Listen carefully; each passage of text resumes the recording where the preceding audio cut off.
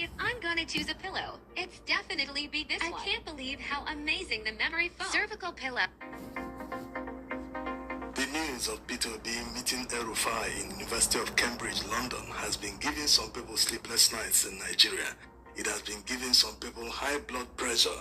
Forget about posturing. They tell you, is it El-Rufai that has no electoral value, that he couldn't deliver Kaduna State for APC in 2023, as if Tinubu delivered Lagos State to APC, as if the then chairman of APC delivered Nasarawa State to APC. Even the current chairman, Ganduje, didn't deliver Kano State to APC. So forget about their narrative. The coalition they tell you is of no consequence, that they can't remove Tinubu in 2027. It is giving them sleepless nights. That's why they are poaching opposition politicians. But the problem here is they have single votes like every other person. If there is serious mobilization across northern Nigeria, all these politicians will regret ever joining APC. And they know that El-Rufai has the capacity to mobilize northerners. Anywhere they are, he will mobilize them. They will follow him. The same way El-Rufai mobilized northerners to support the Muslim ticket in 2023, it's the same way he will mobilize them and tell them Muslim ticket was a wrong choice if the APC they have used against Peter Obi in 2023 is now going to tell them, hey, this is the right way to go. If you want to leave, because it has become an existential problem for Nigerians, if you vote for people who don't care about your suffering, who have even increased your suffering, then you might die as a result. They will use all their last energy to defend their vote. So let no one deceive you. Don't fall for their narrative. And people that are always saying, El-Rufai did this, El-Rufai did that. No, politics is not done with the emotions. There are no permanent friends and permanent enemies. Besides, why do you set a different standard when it reaches your own turn, and the people that you are after, the people you are up against, they operate on a different standard? All these people were part of APC just a few years ago. Now you have opportunity to team up with them to fight the common enemy. You are now setting standards. No, this is not the time to talk about standards, except you are a useful idiot. You might not know it. You are playing into their hands. You are doing the campaigning for them. Everybody is an asset once politics is involved. You will go and knock on the door of your enemy if you are seeking power. That is how it is done. Once you're trying to climb that ladder of power, you have to knock on every door. Whether your enemy, whether your friend, whether a criminal, whether this, whether that, you must knock on everyone's door. You need everyone to win. When you get there, you will now start picking and choosing, start setting standards, start saying, this person can't hold this position, you know he did this, he did that in the past. But right now you want to get up there, you have to work with everyone. Look at the kind of characters that are not just in APC, but also in leadership positions in Nigeria. Is it the chairman of APC, Ganduje, that was caught on camera stuffing wads of dollars, thousands of dollars inside his babariga? Up till today, EFCC haven't even invited him, not to talk of charging him to court, when they don't need evidence. The past EFCC chairman said they submitted the video for a forensic analysis, but up till today, nothing. They are behaving as if the video doesn't even exist.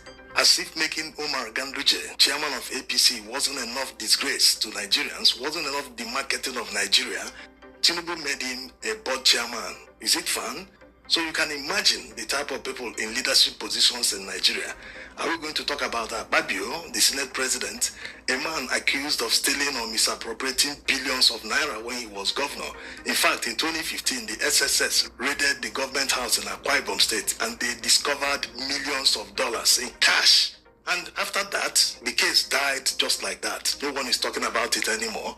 Because of what? He decamped to APC.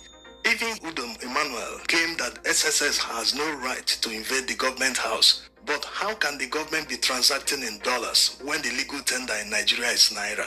Let's even assume they wanted to conduct a business and they're obligated to pay in dollars. Why must it be cash running into millions of dollars?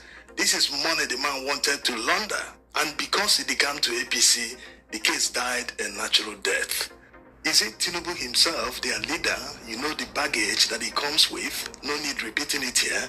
So you can see why Nigeria will never develop when these types are in charge.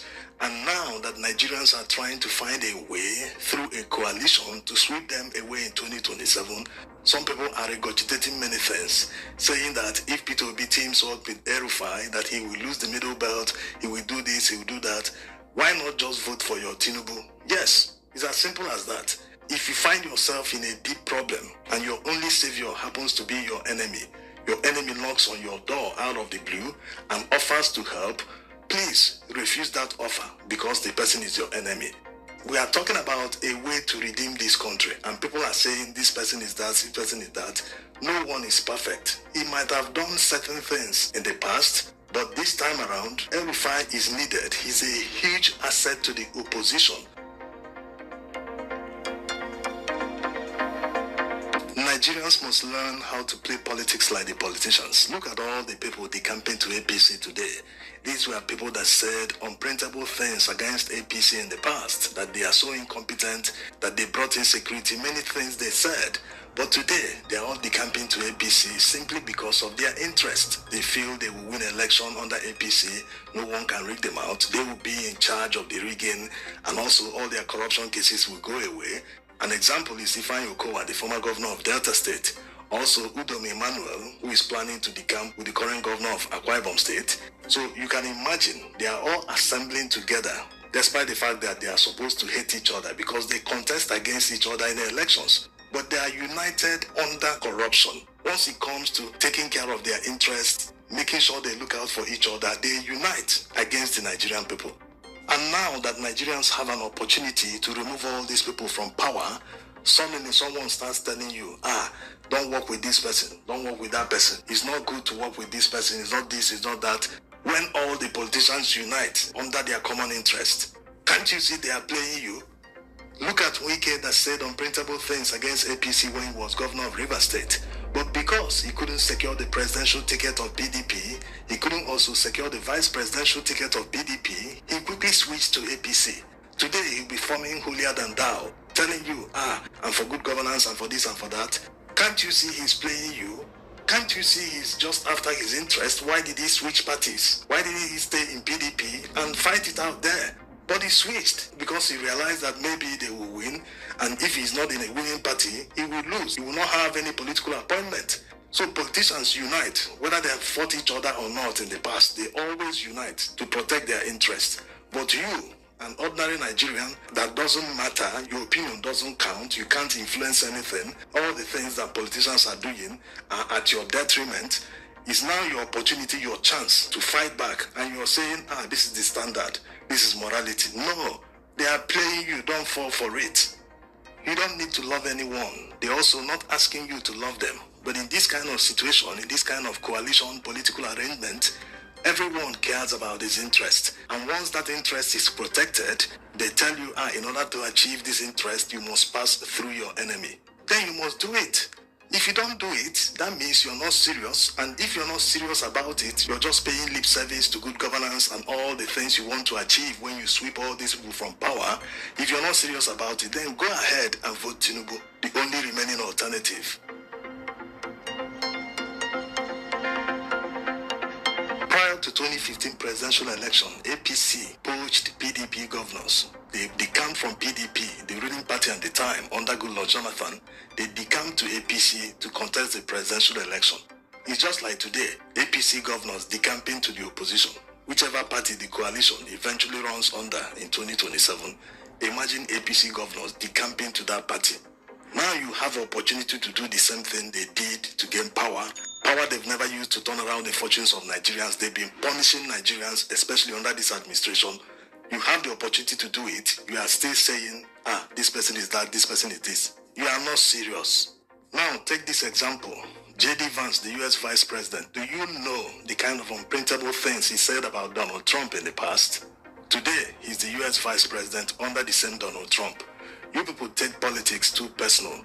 The only time you need to take politics very personal is when you plan to vote against someone who have devalued your currency, rendered your savings nearly worthless, brought all sorts of untold hardship to your life. That's the time you need to hold that grudge so that on election day, you come out on time, cast your vote against that person, make sure you protect your vote so that no one can steal it. to a level that you can tolerate or handle, not necessarily putting yourself at risk.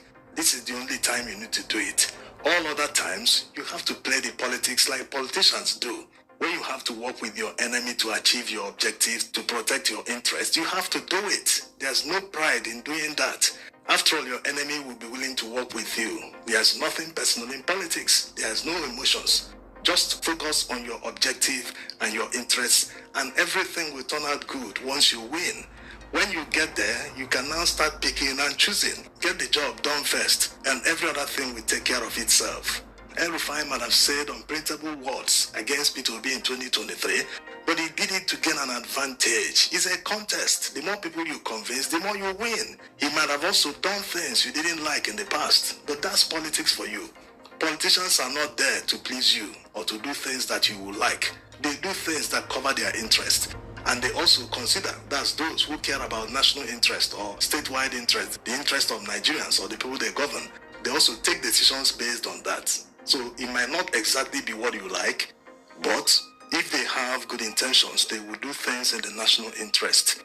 Like in this situation in 2017, where El-Rufai told his people not to retaliate against Igbo people. Some people were telling Igbo people that they should leave northern states back to their states. El-Rufai said this. Those young people that are shouting for are the ones that will go and carry the guns, and they're the ones that will get killed. It's not me and you. We are too old. But we have not taught them by example and through discipline and enforcement of law that what they are doing is wrong. And we have to do it. This is my appeal to you, Your Royal Highnesses. We all need Nigeria. It is from within Nigeria we can all be greater. I have recognized the contribution of Indigo in Kaduna. We want to encourage private entrepreneurship. We want to create jobs for young people. But it's not possible without private enterprise. You are enterprising people.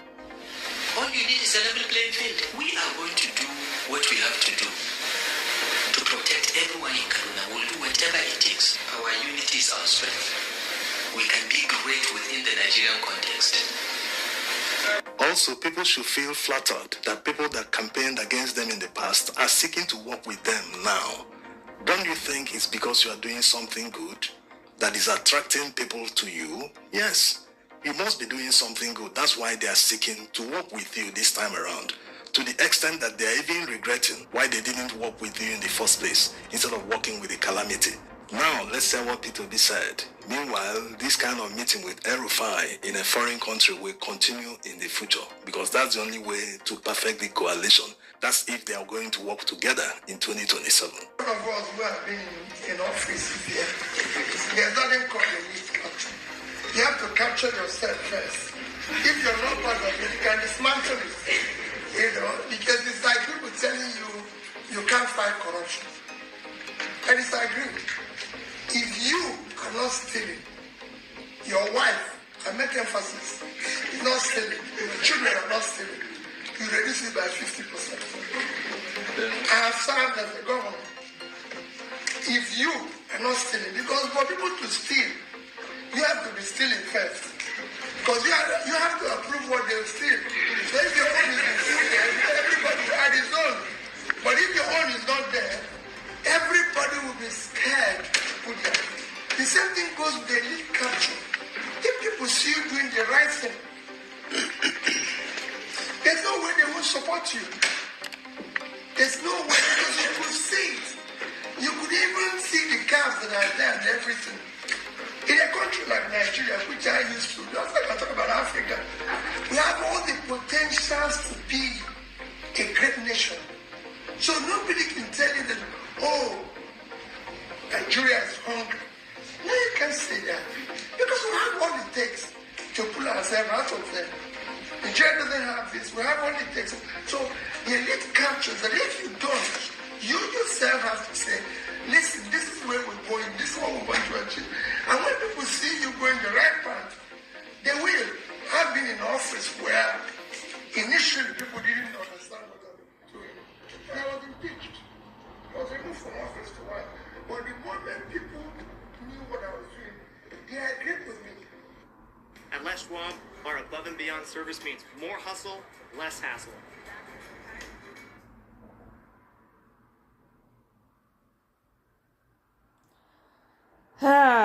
Guys, welcome. Oh, I see you. Michael, welcome. How you day? Happy today now waiting. Happy Wednesday. What is today, Wednesday? Yeah. Happy Wednesday. Welcome.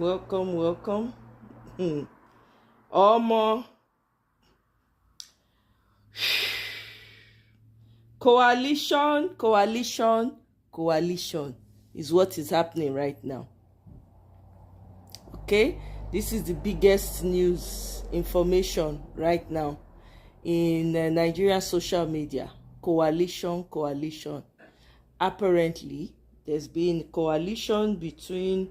They say, I don't know how true it is, though. You guys will have to confirm because I've been out of the loop. So there's some information I may have missed. So how true is this information? Because I hear a lot of people talking about it. They've been talking about it.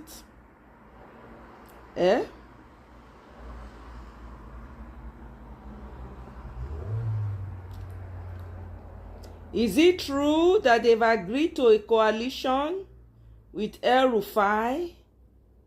Hey, Okokobioko. Now, on the other side, though, I hear say some type of coup allegedly happened for Ivory Coast. Abina Côte d'Ivoire, whichever one.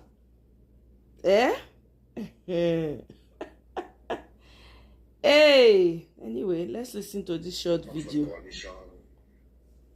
Good evening, ladies and gentlemen. My name is Nemeka Onyeka Odeliri. I want to humbly submit here. There have been talks of coalition, P2B, Atiku, Babachir El-Rufai, and all the rest of the political gladiators. And I want to humbly submit here that Mr. P2B should never be part of any coalition that does not put him at the head of the ticket as the presidential candidate of that ticket for 2027. And such arrangement must be very clear. For equity's sake, he will only do one term to help us restructure and reset Nigeria to what it's supposed to be so that power can go back to the north. Now, why do I say so? Forget all the stories and all the things. Apart from P2B, most of the other, 99% of the other political gladiators are just angry because they've been schemed out of the power equation. Their interest is not the masses. Their interest is not Nigeria. By the way, most of them have been part of the system since 1999, and we can see clearly what their impacts have been.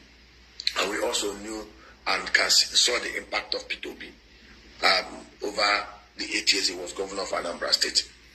The truth is, of all the people coming together, coalition together to form this coalition, he's the only one the average Nigerian will take for his word. If Peter says, I'm going to do one term, and he signs onto it and execute it, Peter will honor that. But if all the rest of the other people tell you they will do one term, forget it. They will never honor it. These guys will do takia. They will do honor of 419 on Nigerians. Nigerians are seeing through what they are doing. Yes, there's urgent need for Nigeria to be restructured, to be reset to the path of prosperity, to the path of productivity, to the path where there is competence, capacity, and compassion for mass of Nigerians. There is no mistaking it. This country ticks the right boxes to become a $1 trillion, $1.5 trillion economy within the next 10 years. We will need urgent overhaul of the foundational structure of Nigeria. As of today, Nigeria is like a wobbling edifice that was, built on a one-room foundation. We need to reset this country. Let me tell you, this country is better as a united country under one God, based on equity, merit, and excellence. If we can inject this into our system, I will tell you this, we can easily remove the over 197 million Nigerians from poverty to wealth and prosperity over the next 5 years.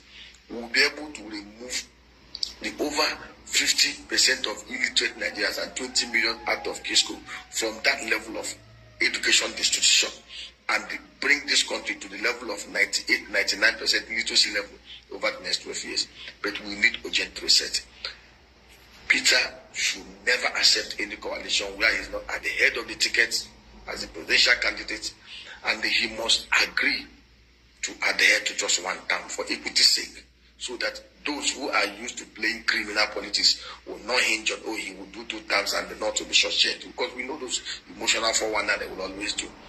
And then, within this period, they will reset Nigeria. The constitution should be amended. There was something Abacha recommended that really was very, very exciting if we had listened.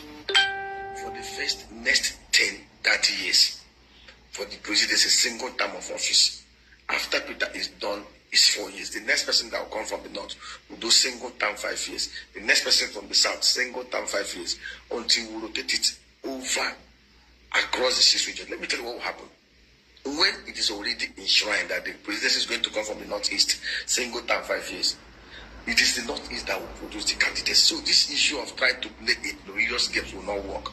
The rest of Nigerians will sit down and select and elect the best candidates from the northeast. If those who want to decide to go and nominate an incompetent criminal, Nigerians will backslide them and give to the best person.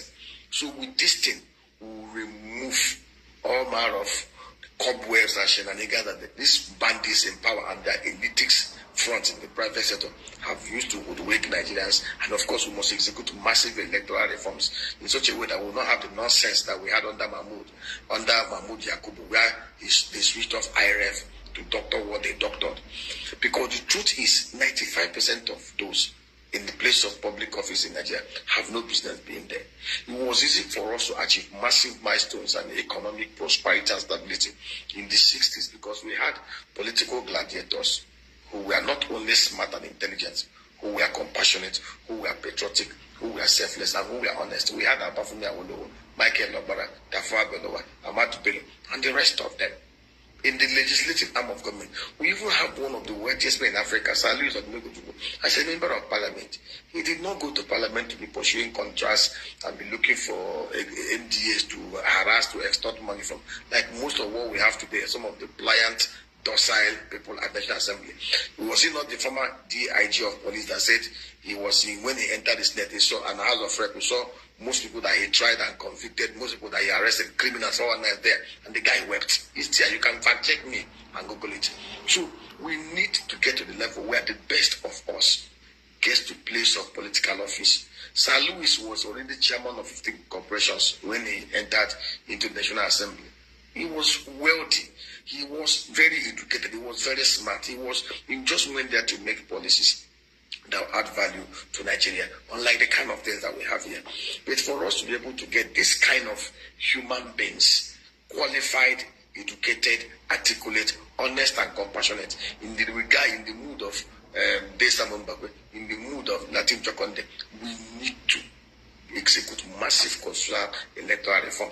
And it will only require a sincere president to do it. And Peter ticks the right boxes as one man that will go there, honor his word. See, let me tell you, anybody who tells you this country, we are better, we are better together as one united nation under God, built on merit, built on equity, built on justice, built on the foundation that our forebears, Ahmadu Bello, Babachir Lawal, and Nnamdi Azikiwe signed onto that 1960 constitution with this modified framework. Single term of office for the president, for the governors, 2 terms. But it will be single term for the next 30 years, rotated among the zones within the state. And then for the legislators, 2 terms, 6 year, 1 term, or 6 year term, 2 terms maximum. You can't go to Senate or rep and stay more than 6 years. We know the truth. We know what to do to fix this land. Nigeria has all the factors of production to make it very prosperous, to compete with the Asian tigers, but we just need to do the right thing. We just need, the coalition will succeed. There's no Nigeria that is not bleeding. The only way to take out the current bunch of shenanigans that we have in power across most of the 3 tiers and arms of government in Nigeria is to have a strong coalition that is led by a man. Atiku has almost 81 years. He should respect himself and respect God. All of them come together, work together to help save Nigeria from this slide to Bogota. Let nobody deceive you. This country is bleeding. If those who are there in power now decide to repent because of the coalition and within the next 2 years decide to do what they are supposed to do, restructure Nigeria back to the 1960 constitutional framework, putting most of these things that we've all agreed and accepted is the right way to go, then if they want to stay 20 years, they can stay. Nigeria need urgent reset. If President Tinubu will muster the guts to now, within the next 1 year, to reset Nigeria back to this thing all of us have agreed is the issue. If he wants to stay till he goes to heaven, let him stay. But the truth is, we have seen clearly they have no intention, no plan, no sincerity of any type to do the right thing. They are busy sharing arrangement. All of them are busy coalescing. Oh, all those criminals undergoing EFCC investigation across other parties are busy moving into APC. Let them keep on going there. You know, God is not mocked. There's something I've just discovered. You know, when the men plan and think they've gotten it right, the God factor will always be there. The God factor will always show forth.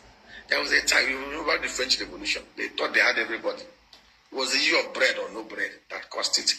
A time of liberation is very close, but now every Nigerian must be very intentional.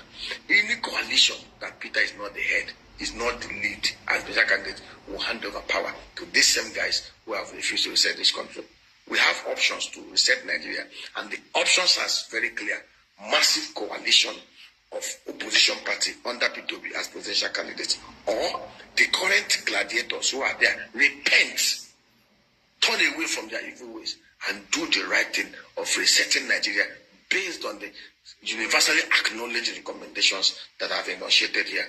God bless you. Share, make it go wide, make it go viral. The truth is, we want Nigeria to be fixed. Whoever that will fix Nigeria, that is sincere to fix it, is acceptable to us, irrespective of the color, the race, the ethnicity, the religion. We just want this country fixed for the betterment of the majority of us. Thank you, and God bless. Yep. I kind of understand what he's saying here. I understand it.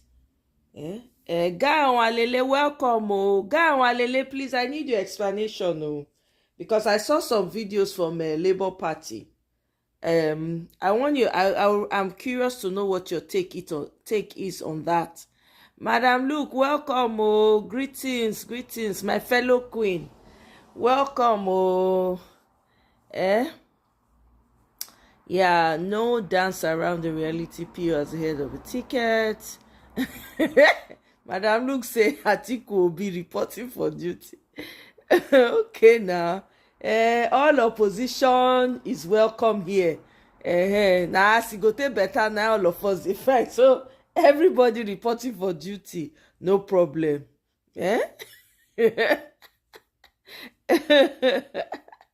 Oh, my God. Michael, you say you believe Atiku in Benin language means death or rubbish. All opposition welcome. Now I go take better. Now all of us dey fine. So yeah, Walele, I need you to help me explain wetin dey happen.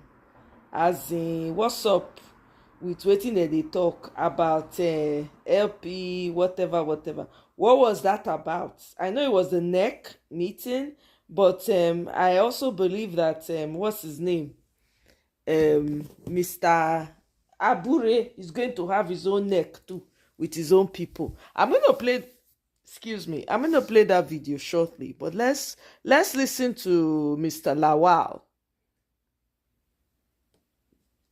I stopped taking Ozempic, and here is why. Commercial. It may surprise you, but the best way to...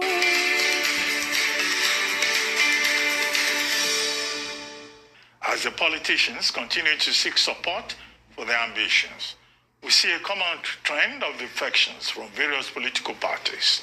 The gale of defections currently staring the opposition political parties in the face may not come to an end soon, as more opposition figures are defecting in their numbers to the ruling All Progressives Congress, APC, ahead of the 2027 general election. Lawmakers at the National Assembly have been busy with their political calculations, and quite a number of them are defected to the APC, thus positioning themselves for possible re-election in 2027. Joining us now on this show to discuss this recent trend of defections, as more persons continue to join ship, is Babachir Lawal, a former secretary to the government of the Federation. He will also discuss the role the people will play in the 2027 elections, the chances of the election being free and fair, and the suggestions for a return to parliamentary government or the design of a homegrown system of government. Good morning, Mr. Babachir Lawal, and thank you for joining us on the morning show. Good morning, Abati, and your colleagues. Good morning. Good morning. Well, let me start on a personal note. Now, ahead of the 2023 general elections, you were one of the strongest supporters of President Bola Ahmed Tinubu. But you parted ways with him when a Muslim ticket idea came up. And you were saying, no, a Muslim ticket for Nigeria is not good. Well, that Muslim ticket will appear to have been working now.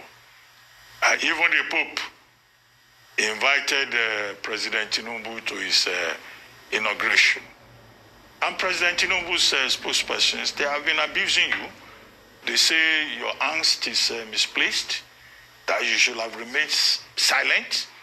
They accuse you of arrogance, bigotry, and irresponsibility. They even call you a grasshopper. And now they say you are supporting a coalition government and all of that. Please, can we start by you defending yourself within this particular contest at a time when even Southeast governors, the Minister Omoye tells us all of them are going to join Tinubu, and people are declaring for the same man you have been condemning on religious grounds. Let's clear that first before we go into the issues. Well, Ruben, you've been in government before, and you know how governments are run. You know that going to see the Pope is just a matter of your lobby. How well you can lobby, how many friends you have out there in the Vatican that can lobby for you. So it is not as if it's a major achievement to visit the Pope on his inauguration. It can be arranged in advance by lobbies, probably with the correct inducements. So Bola Tinubu going to visit the Pope is a non-issue. In fact, it reinforces my earlier belief that the Muslim ticket is an insult to Christianity. Had they a Christian as a vice president, it's only expected that he will be the one to represent the government. But now in Nigeria, we have a so-called Muslim visiting the Pope, leading a delegation of Catholics, eminent Catholics, to the Vatican. So it proves the fact that the Muslim ticket is an unfair arrangement. Having said that, about people defecting to the APC. In politics, there are two classes of people. Those who go into politics to get something out of it, and those who get into politics to put something into it. Yes, again, I must say, it's not every Nigerian that can withstand hunger, and not every Nigerian can survive a poverty condition. So most of these politicians that are defecting to APC are probably driven by the desire to safeguard their stomachs and to safeguard their luxurious lifestyles that have acquired while in government using the people's money. So it's to them, it's okay. They can go that way. That's what they choose to do. Now, as to defection, I saw a study last week that showed that 21 governors could not deliver their states to their preferred presidential candidates, which means that the governors have little influence on the voter at the polling unit. Yes, within the party political system, they have some influences. They can rig the party primaries in favor of their candidates. So a senator, for example, who is out of favor with his governor is endangered in that sense. His governor might not give him the return ticket. He can just order everybody not to vote for him. But no governor can influence the voter. Take, for example, but he could not deliver. Peter Obi beat them flat. I mean, flat. In those days, they said they would deposit if it were during the Obasanjo. What is it? There are states. In Borno State, it's very well known that the vice president could not deliver Borno State to the APC until they did some magic on the results and so that he's not embarrassed. But we know, the voter knows he had been disgraced woefully. So defection is not, it's just a function of the character of the person. It's a function of the character. Somebody without character will easily abandon you when his interest is threatened, rather than when the interests of the masses are threatened. So that is my position. We are not bothered about defections. It will continue to happen.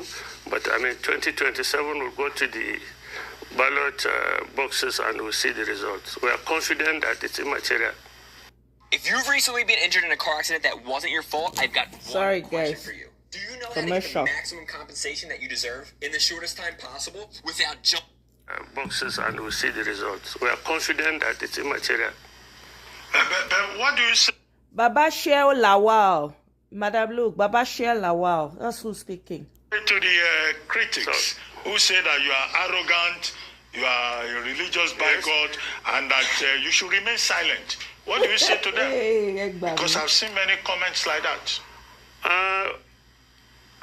Abati, I'm a trained pastor. I went to a seminary 4 years. I came out with a degree in it. I augmented my religious background with a master's degree in theology. So if you call me a Christian religious bigot, I'm very happy. It's a compliment. It means that my lifestyle, my speeches convey the impression that I'm a Christian. So I don't see calling me a religious bigot as an insult. Again, I will not countenance anybody denigrating my religion in any way, in any shape or form, be it in politics or in other aspects of life. If you come out and say a Christian from the North cannot, or the Christianity in the North cannot produce a vice president, it's an insult, and it's to my religion and to my person. So it's a compliment if people call me a religious bigot, because as a Christian, I stand for the truth, which a Christian should do, and I stood for the truth, and I defended my religion, and as God will have it, for those who supported the religion, Muslim ticket because they are Muslims, we go to the same market, and I think majority of them grumble now more than me. Majority of them go to bed without food. Yesterday, this morning, tomorrow, without food, not knowing where they are going to get their next meal. So if that is what their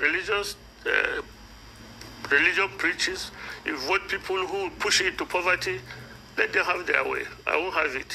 Okay, let's talk about your stand and the stand of Atiku Abubakar where it concerns the PDP and the coalition. Because I read an interview where you expressed how you've been part of the coalition conversations, and you also said that Atiku has also been extremely active.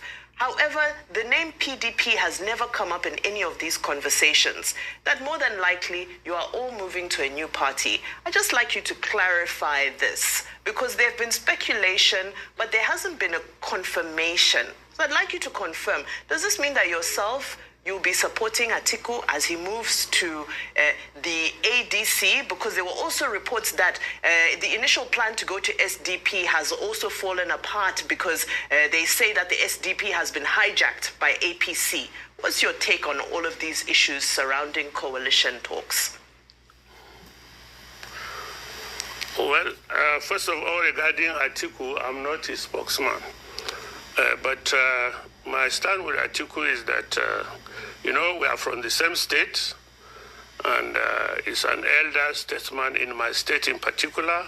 He was a former vice president, an eminent politician. And so, to that extent, I have great respect for him as a politician, as an elder from my state.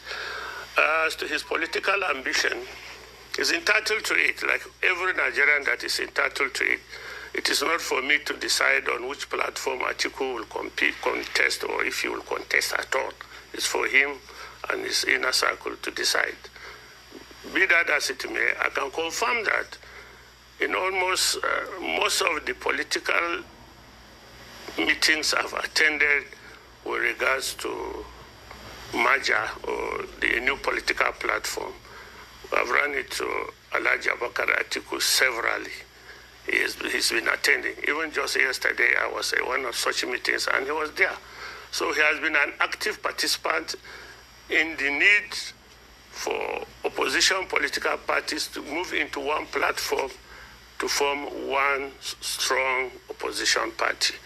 Whether he will contest on that platform or not is not the issue. Now, the way about this is we have a technical committee of experts, experienced experts, who analyze all the possible political parties we could adapt and move in and strengthen it and upgrade it, make it more suitable for competitive. That's our main goal. And Atiku has presented himself at all such meetings, and my reading of him is that he's committed to this cause. In fact, he's one of the most committed towards this cause. This I can tell you about Atiku. Now, as to the coalition itself, it is mostly driven by prominent politicians who agree to come together to form this coalition. It is not focused on which political party should form the merger.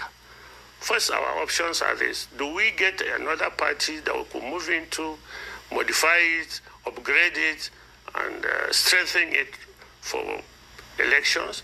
Or do we register a new political party? We have technical committees of experts looking into both of this. And I am sure, as we speak, we are getting to the end of the process, and I think we'll soon announce a party that will move into, or maybe we'll register a new party. We are getting to the end of that. Nigerians are anxious about this. Every time we go out, people ask you, what of platform, what of platform? Since we are here to serve the people, we are speeding up the process to reduce the tension among our supporters. But I can tell you, in all the analysis I've seen so far, nobody has ever bothered about let's adopt PDP as the platform. We all agree that PDP has an incurable virus. No antibiotic can cure what is ailing PDP. And we don't want to go into a house that we cannot modify, that is not willing to change. Okay. So PDP is not in that list. Okay, real quickly, I have 3 quick questions for you. Good to see you, sir, Mr. Babachir Lawal. I have 3 quick questions for you. Number 1, when last have you spoken to President Tinubu? Because he used to be a very good friend before. So since this administration started, have you spoken to him? What's your assessment of the state of play of Nigeria, the economy and security? And thirdly, now that a Muslim ticket has sailed through, will you support a Christian ticket, or for you is a principle of religious balancing? Those 3 questions, sir.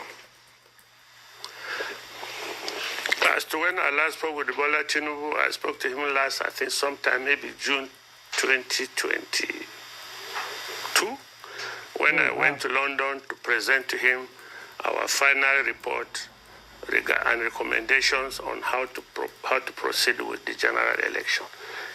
He had not then, he left me in London and came and announced his vice presidential candidate. Since then, we have not spoken. We have not spoken. There's been no need for us to speak. As to my position on the Muslim ticket now, first of all, it has opened a Pandora's box. Somebody can now come out with a Christian ticket, and Nigerians would find it very difficult to oppose it because a precedent has been set. Yep. But not only was I complaining about the Christian ticket because of religious considerations, but because of the sense of equity. There needs to be equity in what we do.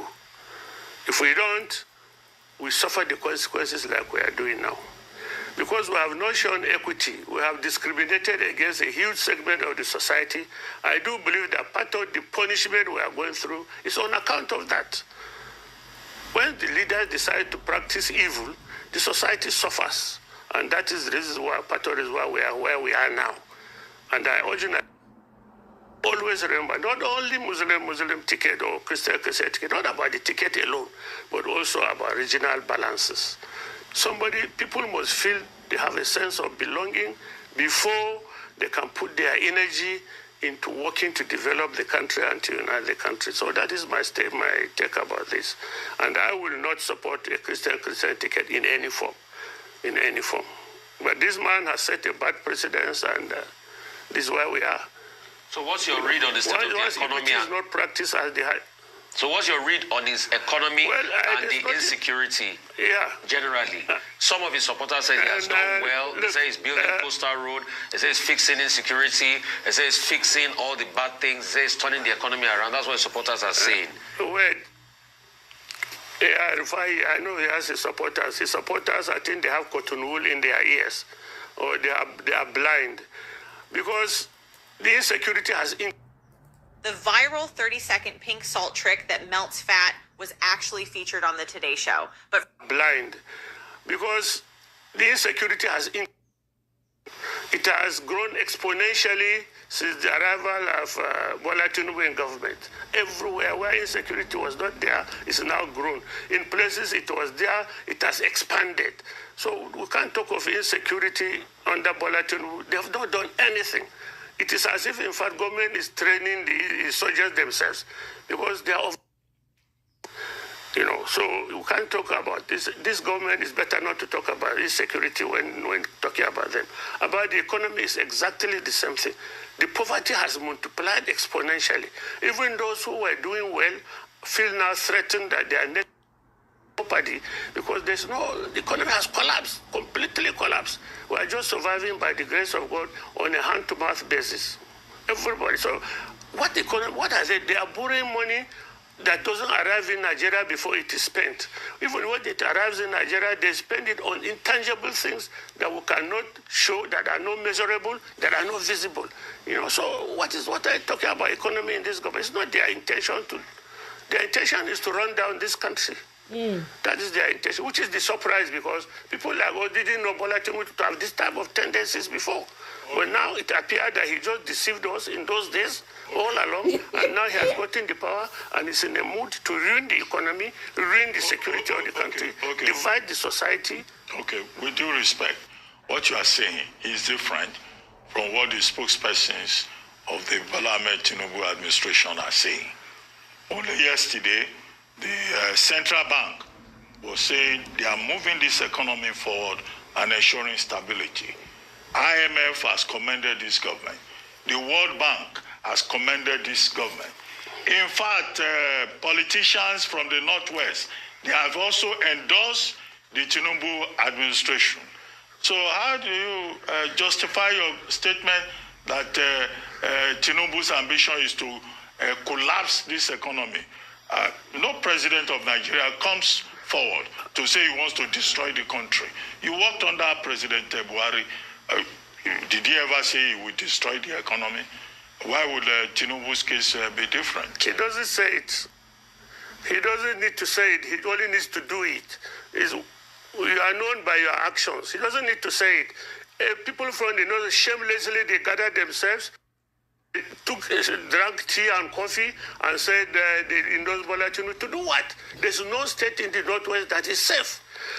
The poverty level in the Northwest is so huge, it's so terrible, much more than anywhere else. If their so-called leaders choose that is the path they want, bye-bye, good luck to you. But everybody knows that they are just liars. They are deceiving themselves, and they are deceiving their own people. They have no regard for their people. If somebody from the Northeast, Zamfara, Katsina, Sokoto, Kebbi, Kaduna, says that they endorse Bola Tinubu because his security policy is a shameless liar. He is. What it is that induced them to do that is between them and their God and their conscience.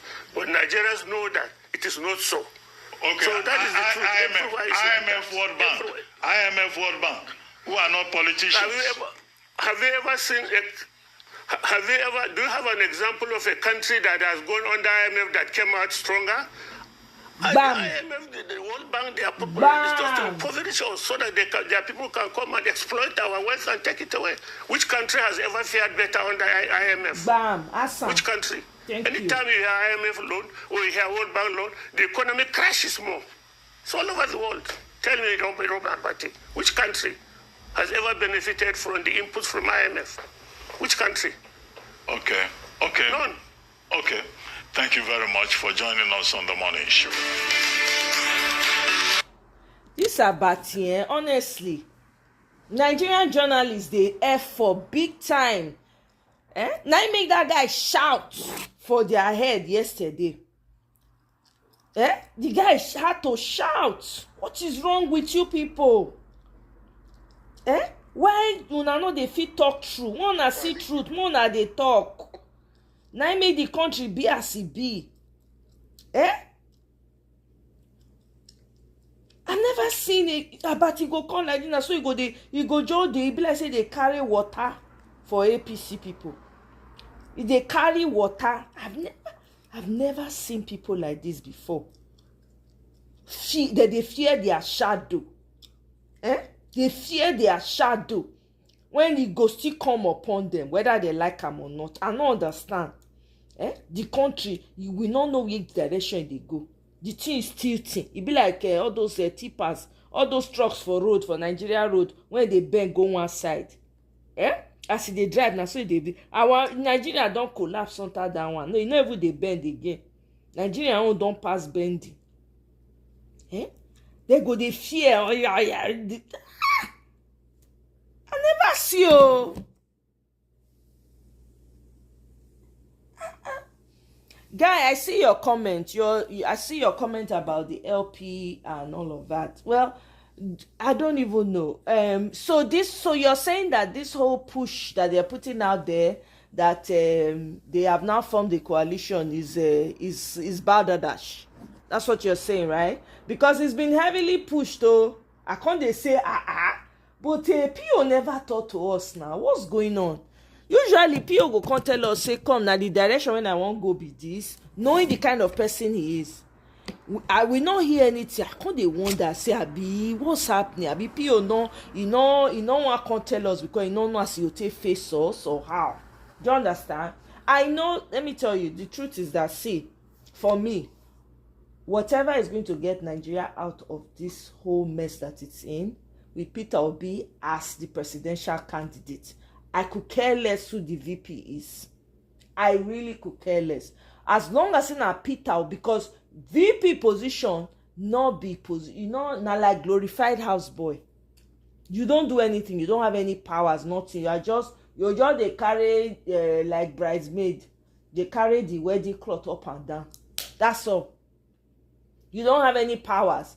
Since T-Pain and Shetima enter, Tinubu Pikin I be VP. He goes everywhere with his father. We don't even know where Shetima dey. They don't assign Shetima to only go to places where when people don't buy to go pay condolence visit. They don't relegate them to condolence master. No, I don't understand. So that one I don't know. So for me, now PO I dey root for. The only problem where I go get now if you come out and say for the say we are not going to hear that one. PO president or not. That's where me I stand. There's more videos that I have to play, but let me just go through comments first. Exactly, Ganwalele. But he's trying to either corner, or he's slowing him down. He's not even trying to corner. He's trying to slow him down. I'm wondering why you're trying to slow the man down. He's speaking nothing but the truth. Nigerians are shaky. They want to go to heaven, but they don't want to buy. Lily liver, coward. I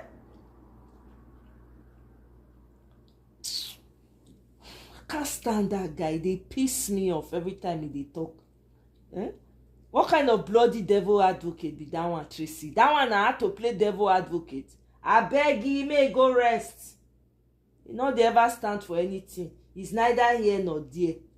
I beg me go sit down. And the let people know this a bit talk true.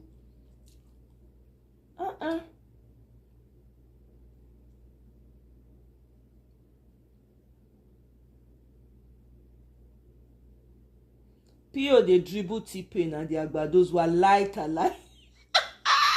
He dey put them for suspense. I love this, sha. Make it never come out yet. Make people just dey guess. Make everywhere they shake, they vibrate. I like it.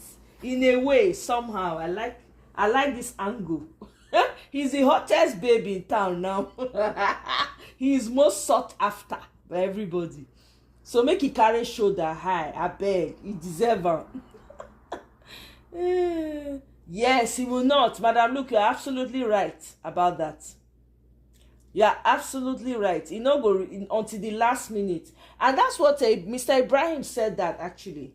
When he came on my show, he said that until it is time, they're not going to even reveal. They're not going to say anything. So, which is good, it's perfect. I like that. You know?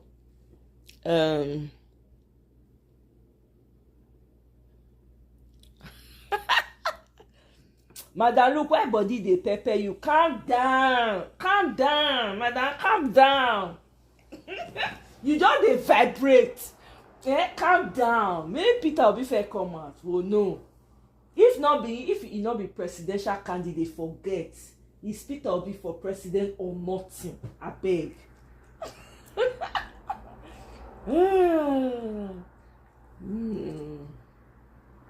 They keep pushing hard. Yesterday, the VP thing. Yes, today, the coalition under ADP. Exactly. The former founder of ABGA with PO was in... Oh, really? Who's the former founder of ABGA? The coalition talks failed flat. Now you know. Okay. Who be the former founder of ABGA? Who be that?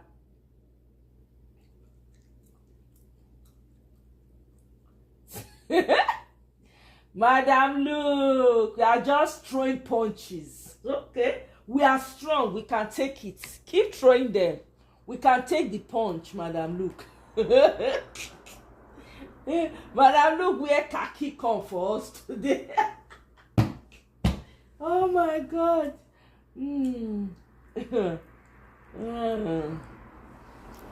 Okay, make I play the next video. I want to play this LP video. This, we'll listen together. If I'm gonna choose a pillow, it's definitely be this one. I can't believe how amazing the memory foam. You are all highly welcome to this extraordinary meeting of the National Executive Council of our great party. You will recall that our party has been engulfed in leadership crisis since early last year, which culminated into the Supreme Court judgment of the 4th of April this year, which finally put to rest all the erroneous rulings of the lower court. It is a fact. Walai, Tracy, I know that guy, let's say guy now undercover for here. Guy knows so much, I'm like, how is this guy getting all his information? Like first-hand information. Guy, talk through who you be, reveal yourself. Madam, look, say you can't calm down. You know if you calm down, say we won't give tea froggy. We are trying to get him out. That one when you dey talk, so Madam, look, you know if you walk. Tell your baba, 80 son may go rest. I bet we don't tire to this year. That the leaders of the party have, at various occasions, intervened to resolve the leadership crisis in the party. But these interventions failed because they fell short of the demands of the party constitution, the Electoral Act, and the highly acceptable legally mutual agreement of the parties, popularly referred to as the consent judgment of the Federal High Court, Abuja. After the last one-year tenure extension of Barrister Julius Abure-led National Working Committee in Asaba Delta State by the National Executive Council for the party in 2023, the Julius Abure-led National Working Committee, in total disregard to the party's constitution, Electoral Act, and the consent judgment went ahead to conduct a town hall meeting at Nnewi, Anambra State on March 27, 2024, and termed it the National Convention of the Labour Party. This town hall meeting was rejected by the custodians of the party and the stakeholders because it fell short of the minimum requirement of the consent judgment of the Federal High Court, Abuja, the party constitution and the Electoral Act of 2022, which granted the party members the right to elect delegates at the state congresses that will vote at the National Convention to elect the party leadership. Most party leaders boycotted the Nnewi Town Hall meeting because neither the party's constitution nor the Electoral Act was a contestant allowed to conduct his own election and select the voters that will vote in the election he or she is contesting. The Independent National Electoral Commission, INEC, duly rejected the Nnewi Town Hall meeting because it was not done in accordance with the Electoral Act, Section 83, subsection 135 of 2022, which says that, and I quote, every registered political party shall give INEC at least a 21-day notice of any convention, congress, conference, or meeting convened for the purpose of merger and electing members of its executive committees, other governing bodies, or nominating candidates for any of the elective offices specified in this act, failure of which renders such meetings, congresses, conventions invalid. The INEC has also affirmed that there was no evidence of congresses at the state level to elect delegates that will vote at the convention. All these anomalies rendered Barrister Julius Abure's alleged convention totally invalid. In order to remedy the situation, the Nigeria Labour Congress Political Commission and the stakeholders set up the National Transition Committee on the 23rd of May 2024, last year, to midwife an all-inclusive Congress and conventions in accordance with the Federal High Court consent judgment. Though the INEC was notified, the INEC refused the recognition of the NTC, the National Transition Committee, due to the non-compliance with the party's constitution as in Article 14, Section 2B, subsection 18, and subsection 14, and the Electoral Act, Section 82135 of 2022, in setting up the National Transition Committee. After June 8, 2024, the INEC declared from her record that the tenure of Barrister Julius Abure-led National Working Committee had expired, and there was no valid leadership for the party. Then, Barrister Abure went to two separate courts to challenge the position of INEC on Labour Party leadership and the NTC NLC for attempting to recover the party.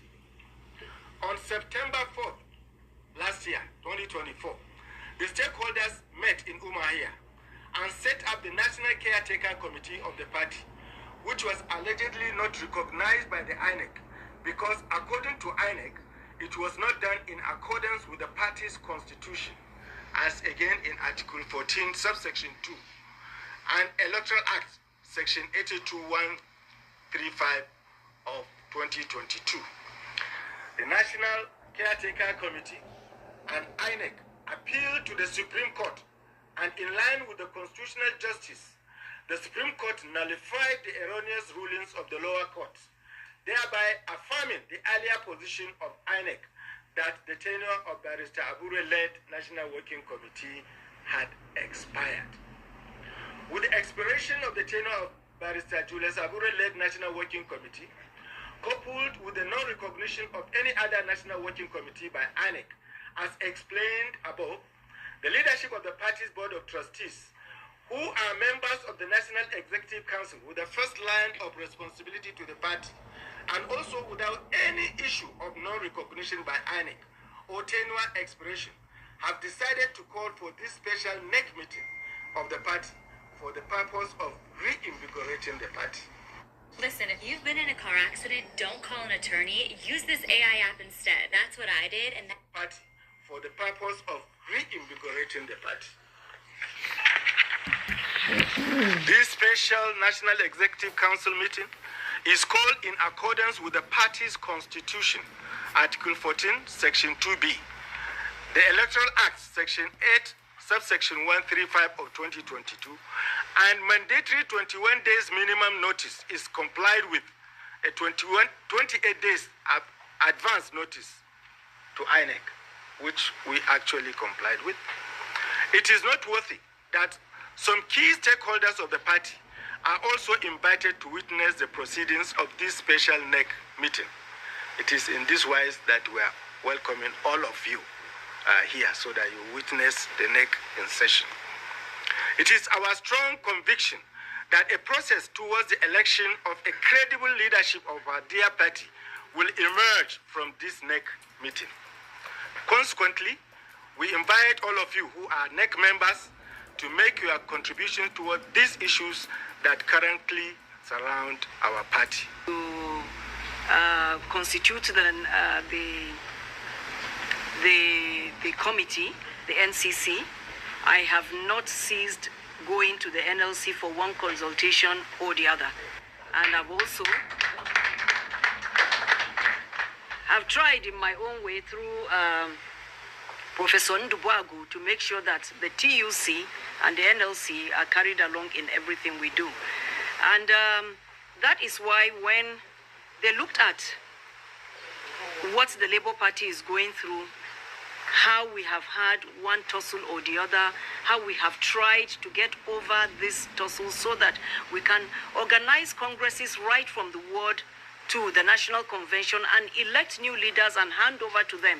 When they noticed in their wisdom that we were having some issues, even after the Supreme Court had given verdict in our favor, they thought it wise to organize today's meeting, and I believe that by the time they put their heads together, we shall have some answers to the issues we have been going through.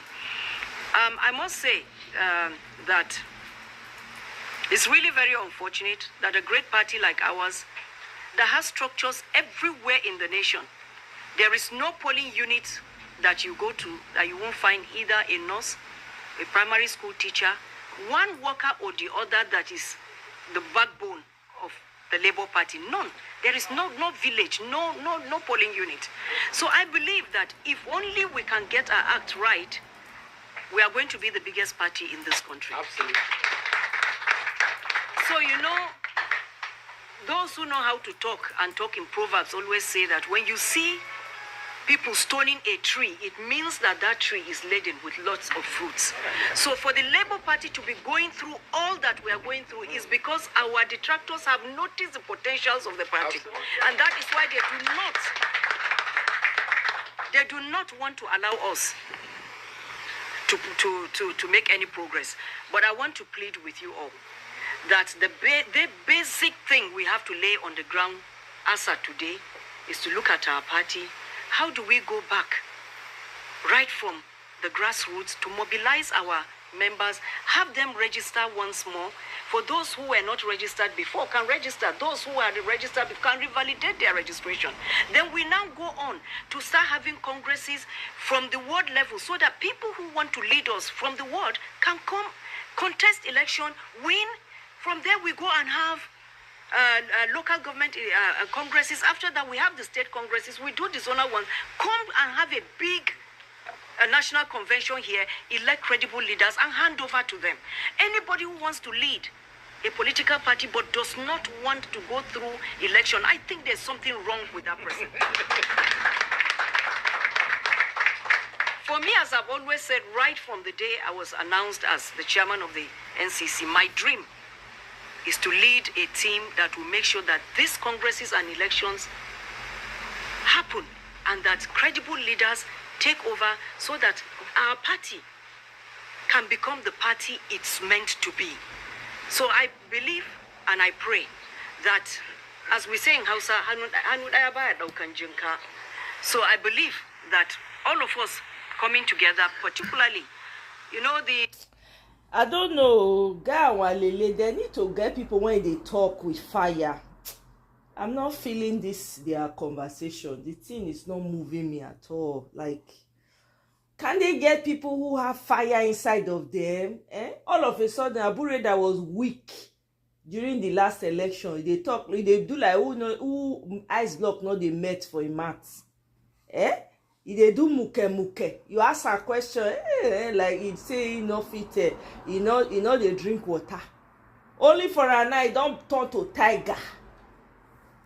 This is, I know all this muke. I don't know. I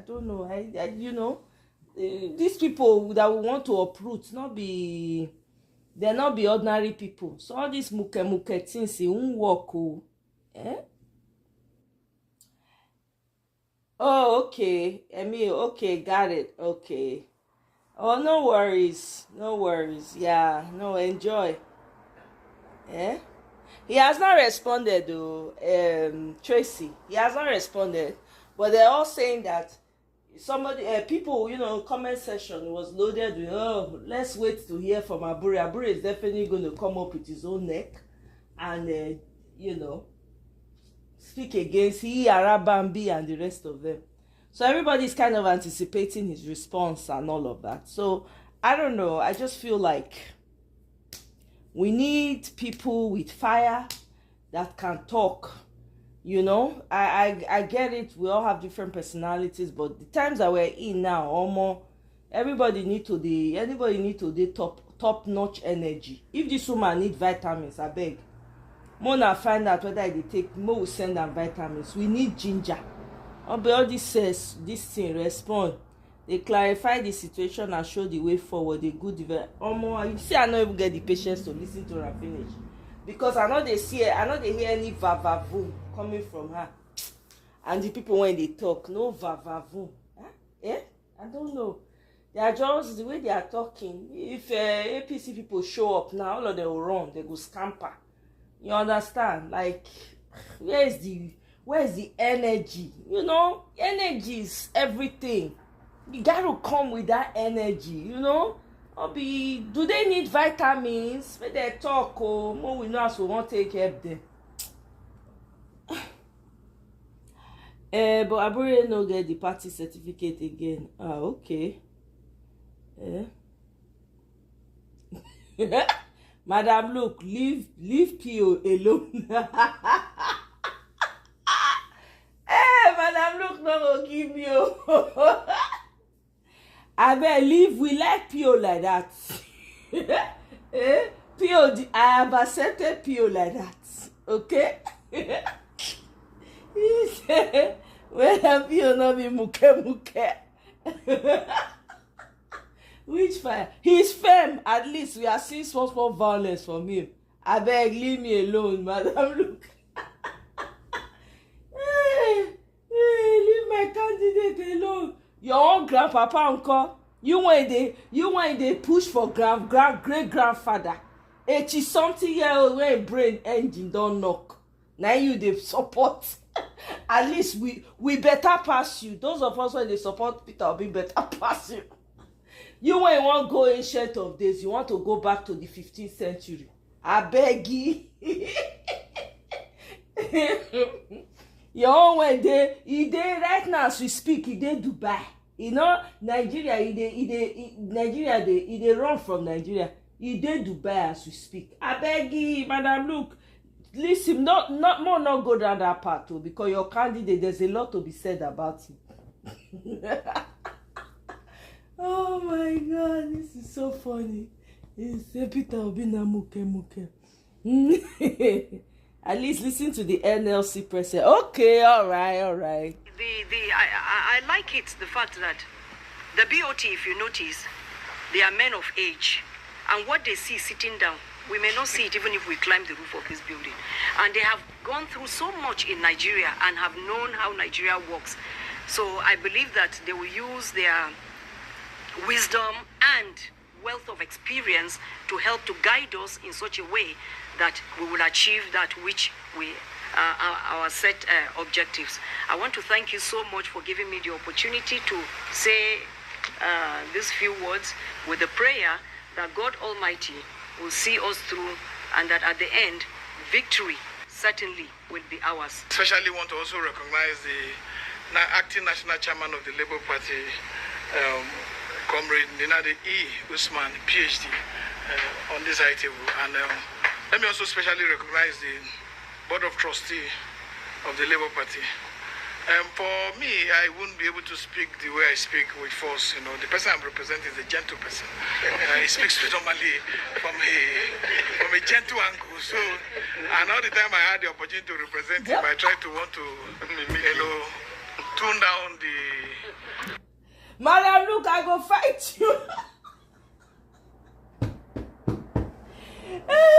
Madam, look, I go fight you. You say, at least we know where my baba make muke. I beg you, not go, you not get action right from time. I beg me go sit down. You not get action. Ooh, no action. Only in I get generator company for Nigeria. May go rest, may go pack way. I beg. May pack way. Mr. Pio is even if you get Bobrisky voice, we like her like that. We like at least you know what they do. At least a man of action, he dey body. Can you move? Can your baba move the way Pio is moving? Can he be in 3 different countries within hours? He cannot do the impossible like Pio. Wait your tell me what your baba fit do. Can he be in 3 different countries within a couple of hours? Can he run it? How many IDP camps if he visit within hours? If you travel by road for Nigeria, your baba cannot do it. Your baba cannot do it. We like the voice because in the action dey body. Not be voice we go chop now. The action. Your baba with the action when you say when you say he get, he dey Dubai. He dey Dubai.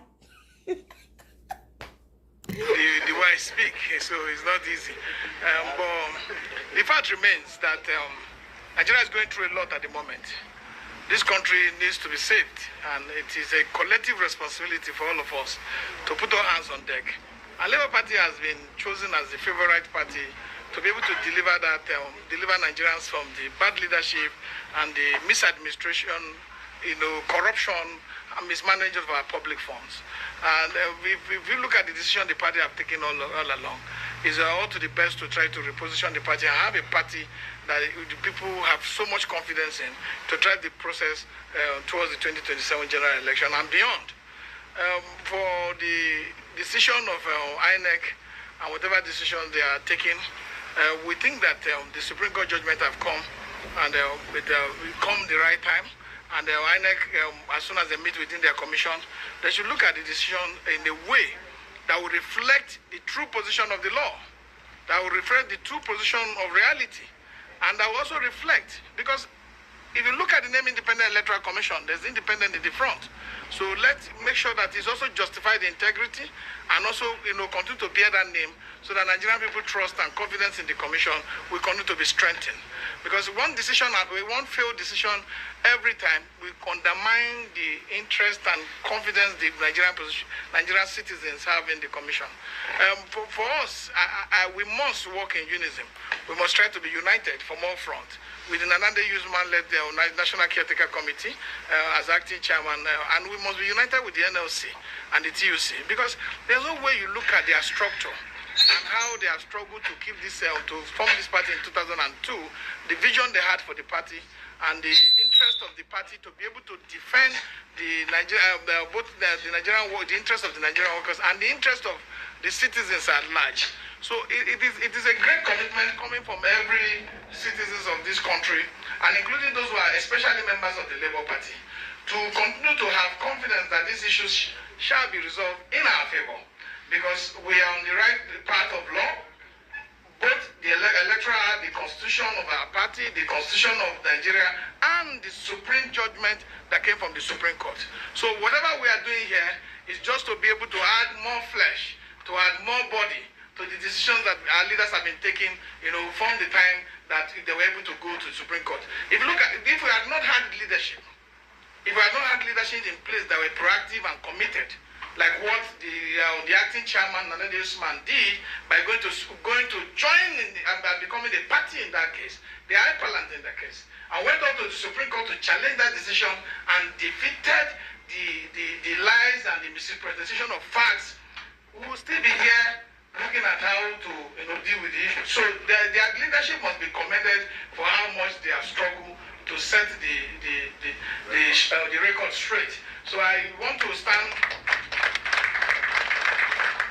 And finally, if you've got pink salt, apple cider vinegar, and baking soda in your kitchen and you're not using this recipe. Okay. Let me quickly go through. I know say Madam look where khaki come today. Hey, exactly, Tracy, that exactly. Yeah, don't be fooled by his voice. Guy walele exactly. I bet Bobrisky voice get baritone pass me. We like her like that. We like her. We not wrong. Guy say her baba has empty batteries.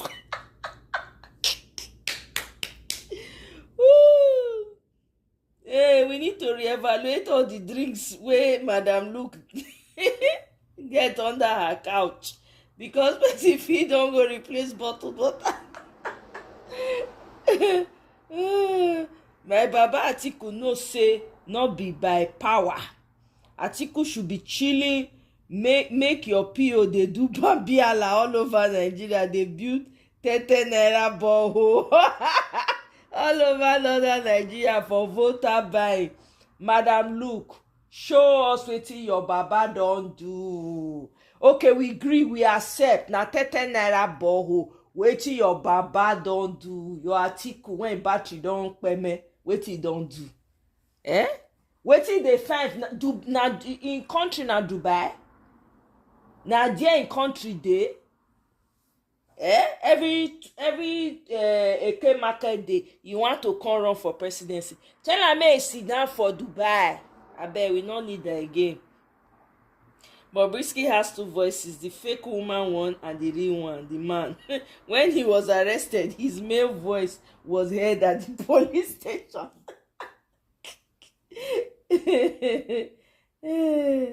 Na sign language or closed caption. Look, now you know anything when you talk, we like am like that. At least e still better pass your baba when no get battery at all. And finally, nobody should give up hope. We're on the right path. Because they're afraid of that level. And that was why we registered as Party for Social Democracy before changing our name to Labour Party. So nothing has changed. Whether military or civilian government, they are afraid of the word Labour. And they will fight tooth and nail to destabilize Labour. Whether it's Labour Party or Labour Congress, that is what you are seeing. And there is no worker, no Labour leader that is not conscious of this. It is what we are, the potentials we have, that is attracting all this attack. Where on earth does a court rule when there is a consent judgment? Where on earth? If you have a consent judgment and you are still hearing that another court is ruling against it, it's only in a banana republic that can happen. No court rules against a consent judgment. It has never, it's not appealable anywhere. But you are seeing the joke. Somebody came and said, okay, we agree by this. You are signed. You went to court. You adopted it. And you are ruling again. What are you ruling on? What is happening here? Because it's Labour Party. So when people talk about Supreme Court ruling, I've been wondering, could Supreme Court have ruled against the consent judgment or in favor? The Supreme Court ruling is not a do-it-all. That's the fact. And that's why those of us in the Labour movement believe that there is need for this meeting. Since that time, you have been hearing discordant voices of people. It's not the Supreme Court that registered the Labour Party. It is not. They are not the people that will organize it for us. And that is why we are here today. Okay. All agencies of government are involved in this destabilization plot. Tell them, So it's better you understand it clearly and tell them that they should remove their hands in the organization of the Workers' Party. That is a sin for you to destabilize the Workers' Party. All over the world, the Labour Party is organized and run by the trade unions all over the world. Over 57 countries of the world have functional Labour parties in operation. This Japanese trick with orange and cinnamon will stop your blood sugar spikes for good within. Madam Luke say, your Baba went to Chicago State. Nana is supposed to do an Madam Luke. Where was he since? Not be fire, not be office, not be the breeder fire. Why not do at that time? Why did he wait till the last minute? Why? He had to do it. He did not have a choice because he failed in the first instance when they give him that file. So nothing to clap for. Yeah, leave him. Now so we like you. He's stingy. He's stingy. So what else? What else? Is that the best you can do? He's a stingy man. We accept him like that. Your Baba, we don't know which side he did. Now female side or male side, which one he did? May choose one, may stand one place. Now to the run go Dubai. Every time you want run for presidency, that time you go come the I beg you, no do toi, nothing for him. We like my Baba like that. He's stingy. They wear black shirt, leave him. Leave him. If they wear black shirt, your Baba when they waste money, they buy Baba Riga every time. All that money when they waste, they buy Baba Riga. Reach out to renovate all the schools for where it come from. I beg you, now buy clothes. We like him like that. He sure say go manage our money well. Is it not morning time in Nigeria with all the pipe where the apple? My president is ahead of the time. He's aware. He's a self-aware man. He's emotionally intelligent. You know something they happen for the country right now. You know 100% they deck. They wear full regalia. You know. So his money, the country is already, he don't already pay me. So his money in it before he resurrect her. British TUC, has been in existence for as long as possible. And they were even using the teachers' union office there for operation. So why would Nigeria be different? Why would Nigerians put eyes on Labour Party here? And these are questions that is happening all over the world. So we want to urge you, because it is not NLC, it's a party formed by the Congress and given to Nigerians with clear-cut ideology. This is the only party where the son of nobody can become somebody. If you check the last 2023 election, you see Okada riders winning the election to go to National Assembly. Unprecedented. It has never happened. You and I cannot buy a form of 10 million, 100 million. Now, should we not be able to express our aspiration to lead, even at the councillorship level? That is what we are saying. Those of us from the Labour movement cannot sit down here and allow people to decree that you pay 20 million, pay 30 million as to take nomination form. If we do that, we have lost our focus of having a party that is the people, the working people's party. So the NLC is ever committed in making sure that our party works. And we defend it. It's a party that all Nigerians should come in and contest. As we talk today, nobody from the NLC is in the National Assembly. But they are Nigerians that came in to run. See, it's not like we say it's a party we will use. It's only Labour Party that will contest. No. But it's a party for all Nigerians. All of you here. Wherever, from all walks of party for farmers, party for lecturers, party for teachers, party for artisans, party for the downtrodden of the world. And it is because of this party for the poor that those oppressors are afraid of. There's nothing else. And it is the poor and the oppressed that vote. That is the fear. And as Labour, he that is down needs no fear. We're already down. So those who want to join Labour Party from other parties should come. But is this an institutional party? We know the defect.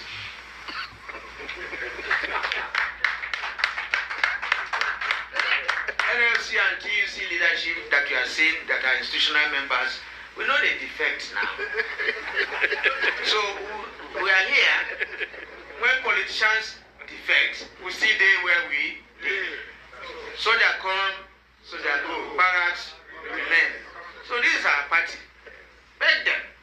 You know, it remains our party from the beginning to the end. As many as are coming in, you see they will still defect. But we still they where we did. Because constitutionally, you see, as NLC president, I'm an automatic member of this NEC. If I leave, I don't come out. If I leave, I cannot defect. But now, I can't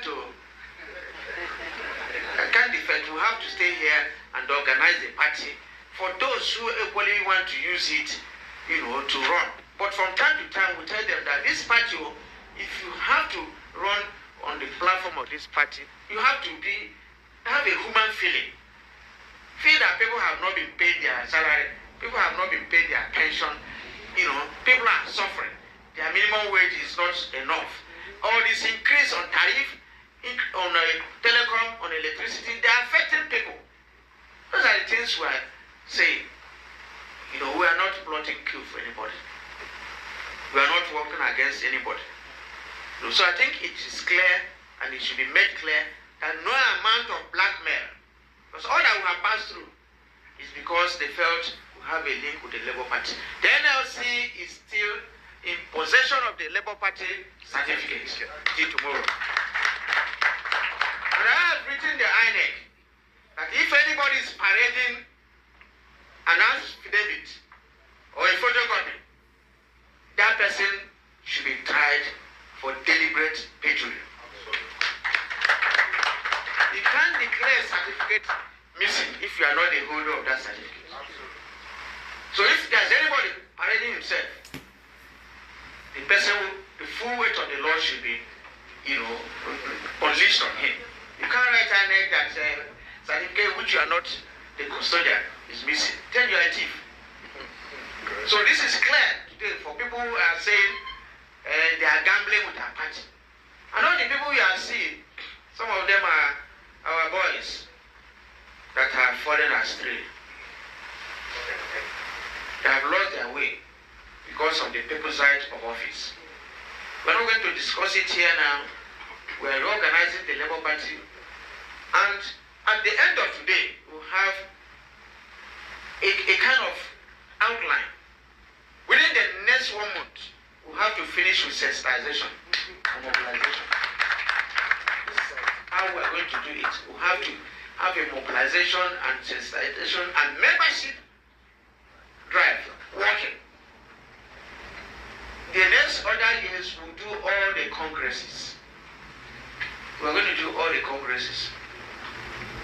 And that is what is required of us. It's the people's party. When we do the congresses up to national, it is only when it's from the words. It's only when you people organize NEC meeting, maybe some of us will come. This is my first NEC meeting. Yeah, I've never attended a NEC meeting before. But this one, since things don't reach at this level, the owners of the party, like Madam said, or the founders of the party, we owe it a duty to come up to put the party in order. When we finish, we'll go back to our office. I'm not contesting the election under any party. But this party and previous leaders of this party who were NLC president, they play this role I'm playing. If I finish here, I hand it over to another person. On that note, that was why I needed to thank Comrade Soze de Jofor, who was the founding chairperson of the party. When he spoke this morning, you know that vibe is still there. So he's not just the chairman of the BOT, but he's somebody with institutional memory of the party up to this moment. And the presence of, we were there when we welcomed Mimiko, and we lost him to defection. So don't be surprised if you are hearing this gale of defections. But the Labour Party, like I said, is an institutional party, and we have to maintain it that way. We are not quarreling with anybody, we are not fighting with anybody, but we have to organize it that if any worker, whether retired or serving, wants to run for an office, Labour Party is available for them. I don't... And we should not allow it to be hijacked. Thank you very much. God bless all of you and sustain you in this struggle to reclaim the Labour Party. One journalist was asking me that I asked all workers to be on standby. Yes, this is the time to move. I sent a letter after the Supreme Court judgment that every worker, every state council should be on standby.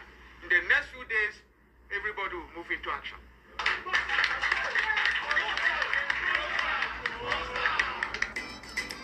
Okay, well, we'll see now. We'll hear whether this guy will come out. Aburi, make we come hear wetin go talk, but I don't know, you know. Hey, come another thing when I want to talk about now, when I want to ask this compulsory voting thing, wetin dey happen? They say they want force people to vote. Now by force to vote, you understand? They say they want force people to vote. So now hear about them. I think I mentioned it a few days ago.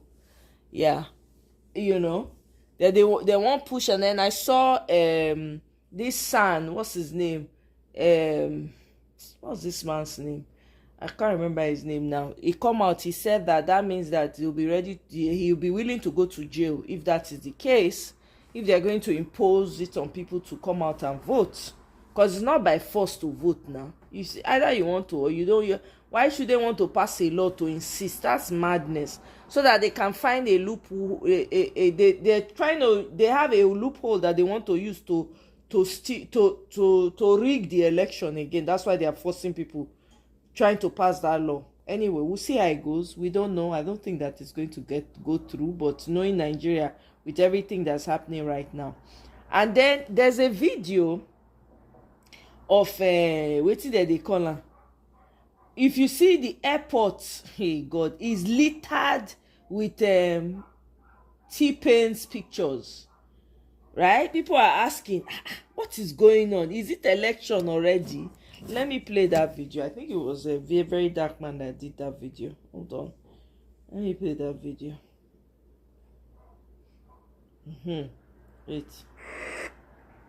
See, I just come back from airports now. See Tinubu picture. Then they remove Tinubu, they put Tinubu. They just put these two down now. No, but knife full everywhere. Knife full everywhere. Everywhere for Abuja, everywhere. See now, you want to remove old one. You are removing Tinubu.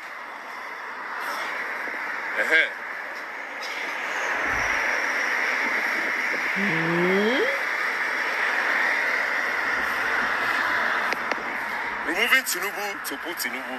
2027. Now, is it not even against the law to start campaigning by this time? Election never reached. This is 2025. How are you campaigning for 2027 in 2025? Campaign never starts. Only when I go launch campaign. So now they remove this old one, now they put new one. Oh boy. My question now is say wait. PDP will not go start. Labour Party, what's going on? Exactly. What's going on? They remove Tinubu, they put Tinubu. Oh boy. No. Tinubu win go. Correct guy, born and work. Chop money and work. Now your time. I said from here, reach town.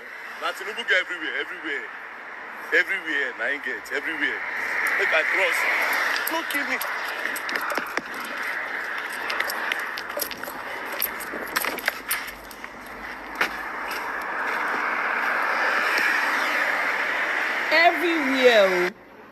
Everywhere is littered with Tinubu. That's why I said people should start campaigning already. It's already set. See, with the way this thing they go, 2027 will not go funny.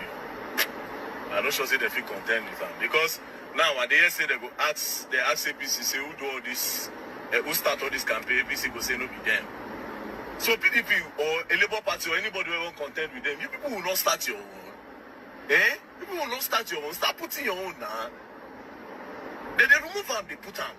If they remove Tinubu today, like this picture old. No. They will still come back again, come put another new Tinubu. That's the game. I said from here, do you Abuja, reach airports? You know how much they don't spend for all these things? You know how much? Which one is this?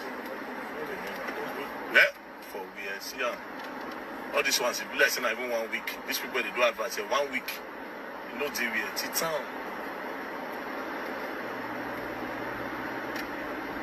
This 1 minute plus, so we still go.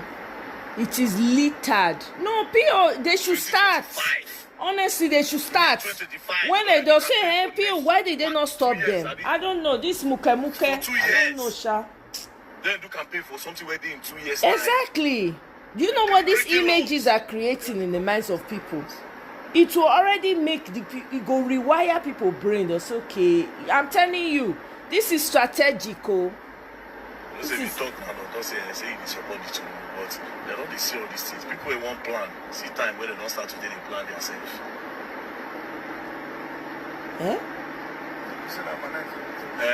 Honestly, it's crazy. How can they have? Oh, look at his pictures. All the way. See what this guy man, they do that. See different picture. I say get one where even still wear suits. They wear suits. See the way they wave and they greet. Your votes can inspire. I see this one. They do the one where face not even really. Okay, this one not good. Or can't change them soon. See this one in the for inside villa. This one, that's in a villa a day. If it's not even really show for this one. I said to you, Abuja, and he gets on. Oh, I know they come up from Port Harcourt too now. He did it. He did Lagos normally. He did Lagos too. Tottenham Bridge. Tottenham Bridge. Port Harcourt. That airport road, one. Same thing. No, don't collect them. Don't collect them. You know why they push for banana, I don't put banana. They ban for banana, but they put banana. But see this one, if it's no go show, in the plane. If this one in the plane, if it's no show, in the plane. This one just carry anything they like. But you know this one, not be like saying they do campaign. No, what they do? Advertisement. Let me tell you, there's no campaign and advert. The campaign never starts. This is show business. This is show business. He's showing them he means business. It's not a show business. Did you see APC power? Did you see any party there? Okay, they're not put party. That's a campaign. Not true. Not the campaign. He's trying to give all the other campaign. Yes, so that they're not going to pick up champagne. Thank God again. Be bad. Thank you. Be bad. But when I told this thing that what you did talk now? Did you say they follow you? I said that you Abuja. So I told you. They follow you. 3 minutes 40. 3.something minutes. We see they go. You know what I learned from this thing? The fact that they win, the fact that they no, exactly. This is the quality Tinubu has that these people don't understand. Don't sleep on it. The guy there power, incumbent power. See what he see they do. All of them one I want compete, one I want remove her from power. I never even do one quarter. We'll never see. If you talk that this, you never up your game. How you want to see this one wear suit? Wear suspender. See I'm true and suspender. See every door matters. Yeah, so every door matters. The guy where they write sham now. See door to door. They write down there for you. Say door to door, they will collect the countries. Yeah. One doorstep at a time. Meanwhile, opposition party, they never even decide who they won't carry for primaries. PDP got posed, which they say, what do you think if we carry Saraki? I say, God. Oh, God. Hey, God.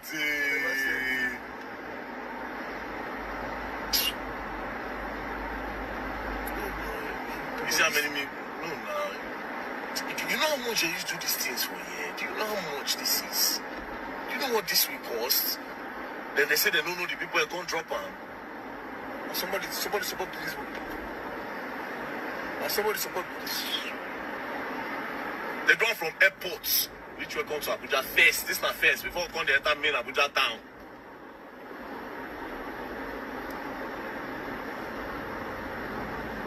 This video is about 7 minutes, almost 8 minutes long. They come for these ones.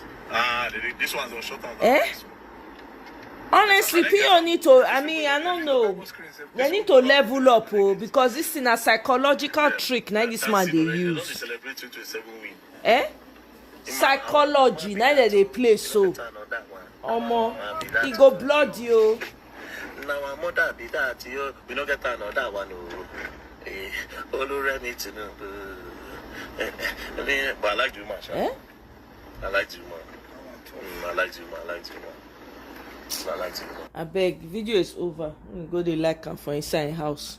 Do you understand? They need to make, okay, like you said, guy, let a lawyer come out, sue, and take it up and all of that. Let people let them talk about it. You can't just fold your hand and see what is happening. The man is using psychology on the people. Look at the length of all the pictures going.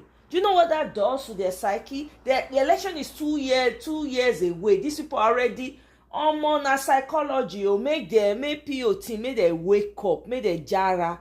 Let them go and be setting up PO's pictures too. Make them say they just advertise, just like they are advertising. I'm telling you, that's what needs to happen. So that it will trigger them to say, okay, let's put it down. Because this is nonsense now. There's no rule anymore. Nobody follows any rule. And they just fold hand, they look as the man just they do it in like.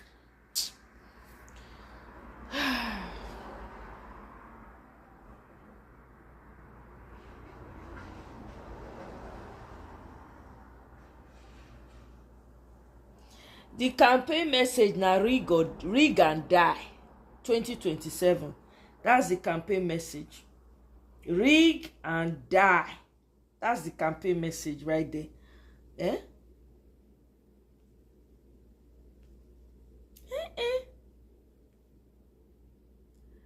Honestly, they are exactly to rig.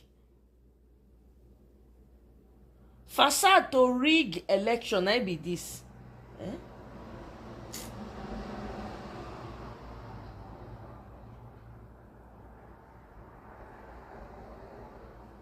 I'm telling you, from the airport all the way in a picture. Oh my goodness.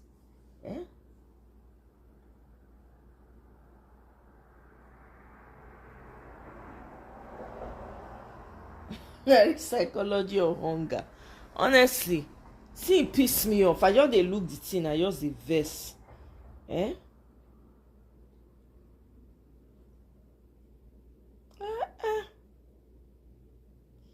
I'm gonna listen to our grandpa. And Yoruba I speak. I go try interpret for now. The translation here, let me just say the translation. It says, Nigerians, come 2027, you have to prove to APC that you are not bastards, because only useless people will still support APC.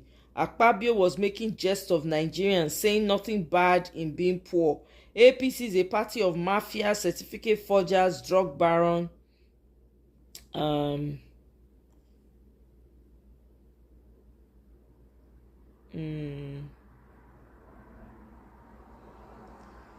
So the what's it called?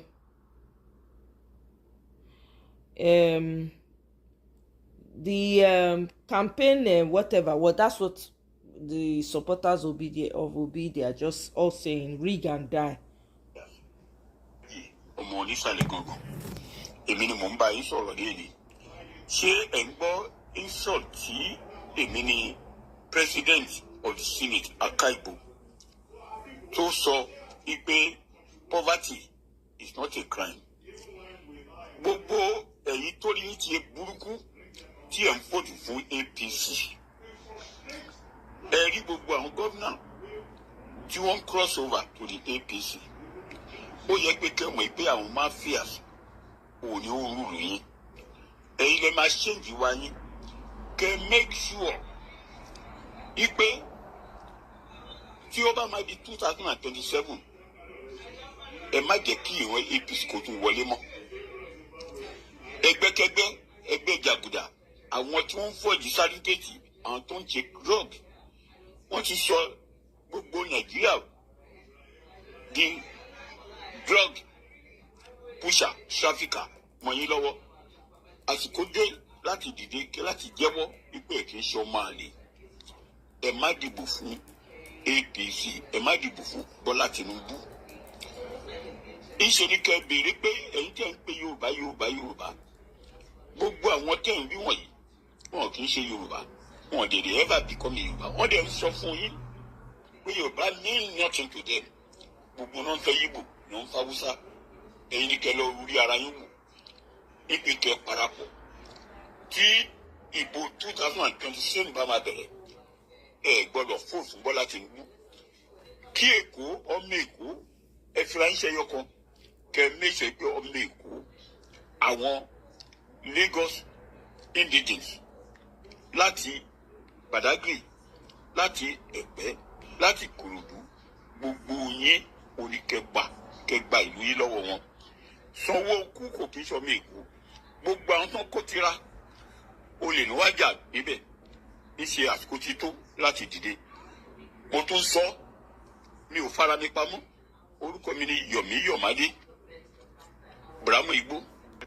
No more school fees. Yes, you heard right.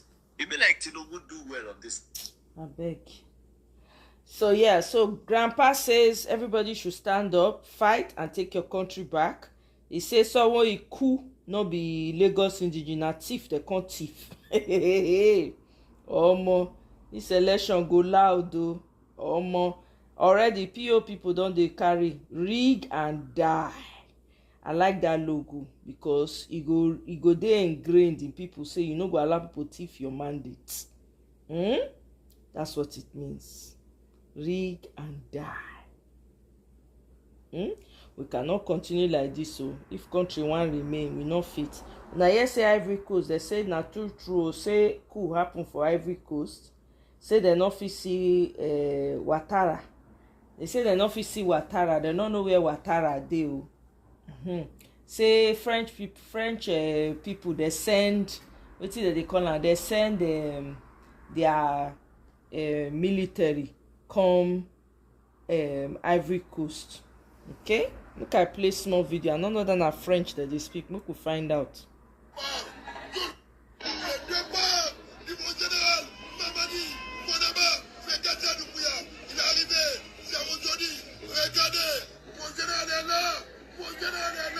I know the French. I know they understand. I don't understand French. Oh, Guy and good night, Queen. Good night, my sister. Thanks for stopping by. Okay, Guy and Tracy. I better pause translate. Sorry, I forget to una be.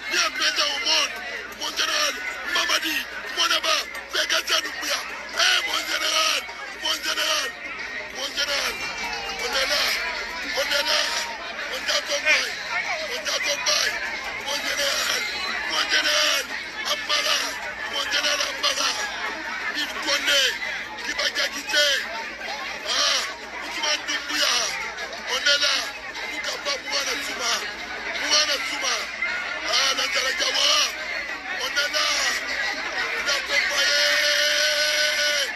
on l'accompagne, Mouana Souma, on est là, il est là, il est prêt, il sort, il est là, il est prêt. Okay, so there's an active thing going on in Ivory Coast. So there, that hashtag when I put there, now that one they trend though all over Twitter. So I don't know. So people have started. It be like say everybody don't get the memo. So people need to be pushing PO right now. Since this APC Tinubu don't they put picture all over. I said it yesterday. Everybody should be talking about PO right now. Let me read what Mr. Ibrahim Abdulkarim says. Peter Obi will not plunge Nigeria into debt for frivolities, unlike leaders who borrow to fund vanity. Peter Obi's fiscal discipline in Anambra left the state with surplus savings. He will invest our naira in our future, schools, jobs, progress. Imagine a Nigeria free from debt chains. Under PO, the rule of law and human rights will be sacred. He will build a Nigeria where justice prevails, where every voice is heard, and where fairness reigns. In Anambra, he empowered institutions, not himself. Isn't this the Nigeria we dream of? Peter Obi will not govern from the villa's comfort, unlike leaders who hide in Abuja. He will move across Nigeria, from Lagos to Maiduguri, from Port Harcourt to Sokoto, inspiring governors, local leaders, and citizens to build a better nation together. He will be a president who walks amongst us, not above us. My fellow Nigerians, my heart aches for the Nigeria we've lost to corruption, division, and neglect. But it soars with hope because I know Peter Obi. I have seen him turn Anambra into a shining example, improving education and free education policies, reviving healthcare with equipped hospitals, and building roads that boosted commerce. He didn't just promise, he delivered. He didn't just talk, he acted. He did not just lead, he inspired. In 2027, we stand at a crossroad.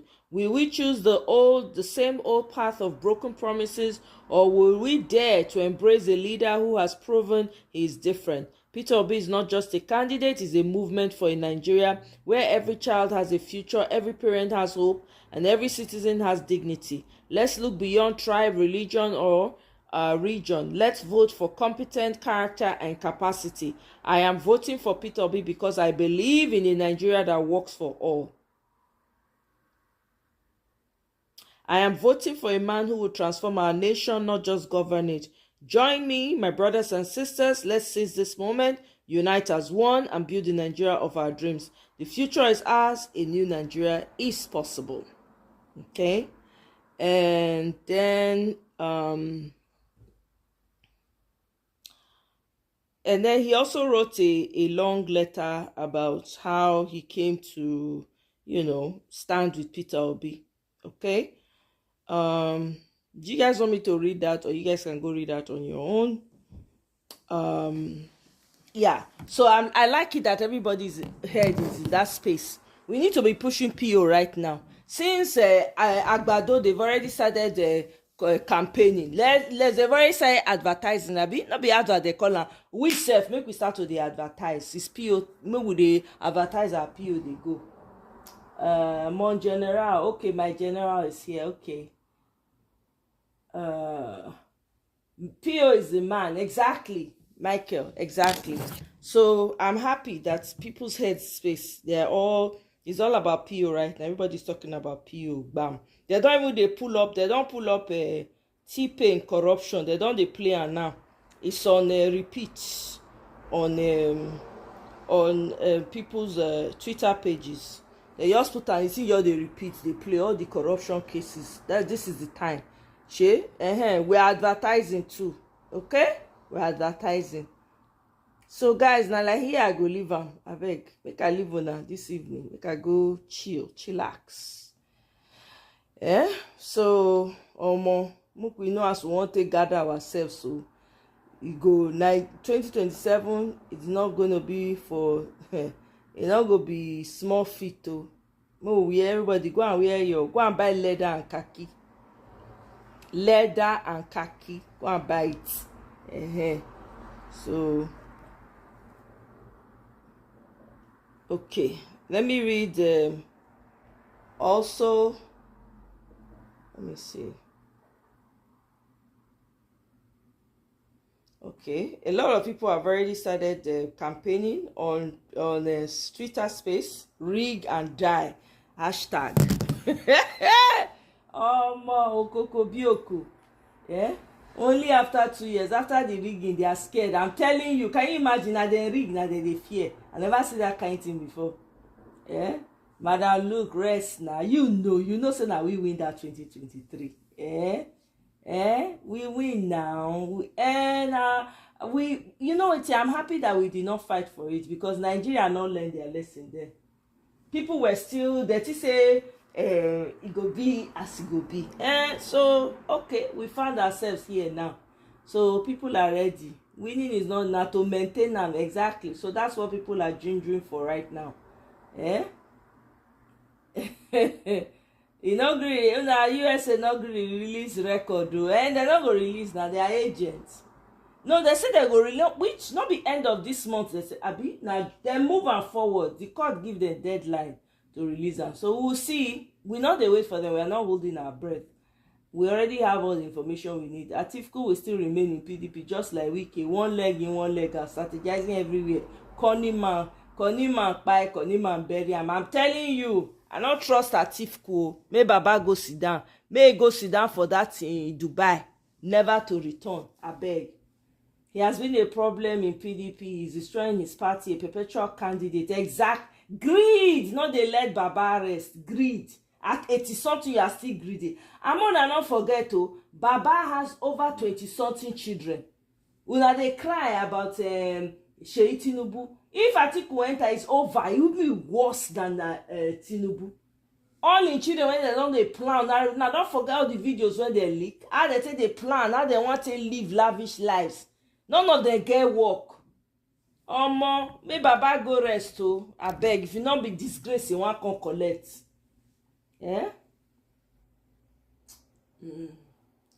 No worry, Madam. Look, no worry. You don't go do all. No worry, Madam. Look, you go see now. You see. You go see. Watch now. Watch. God, I beg God. Nigeria, we are here.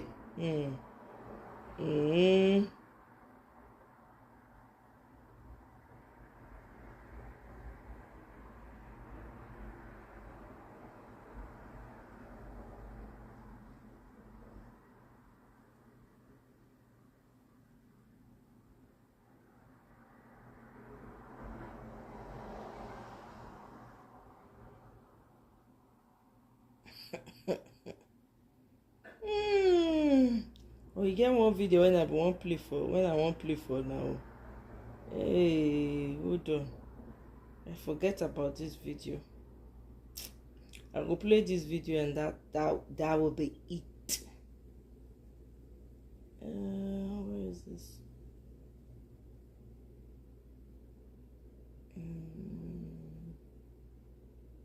Where are ya? Where are ya? Okay, hold on. Okay. If you think I don't know what I'm saying, I dare you to come and pick me, and I'll prove it to you. I'm telling you, not based on newspaper headings, based on reality.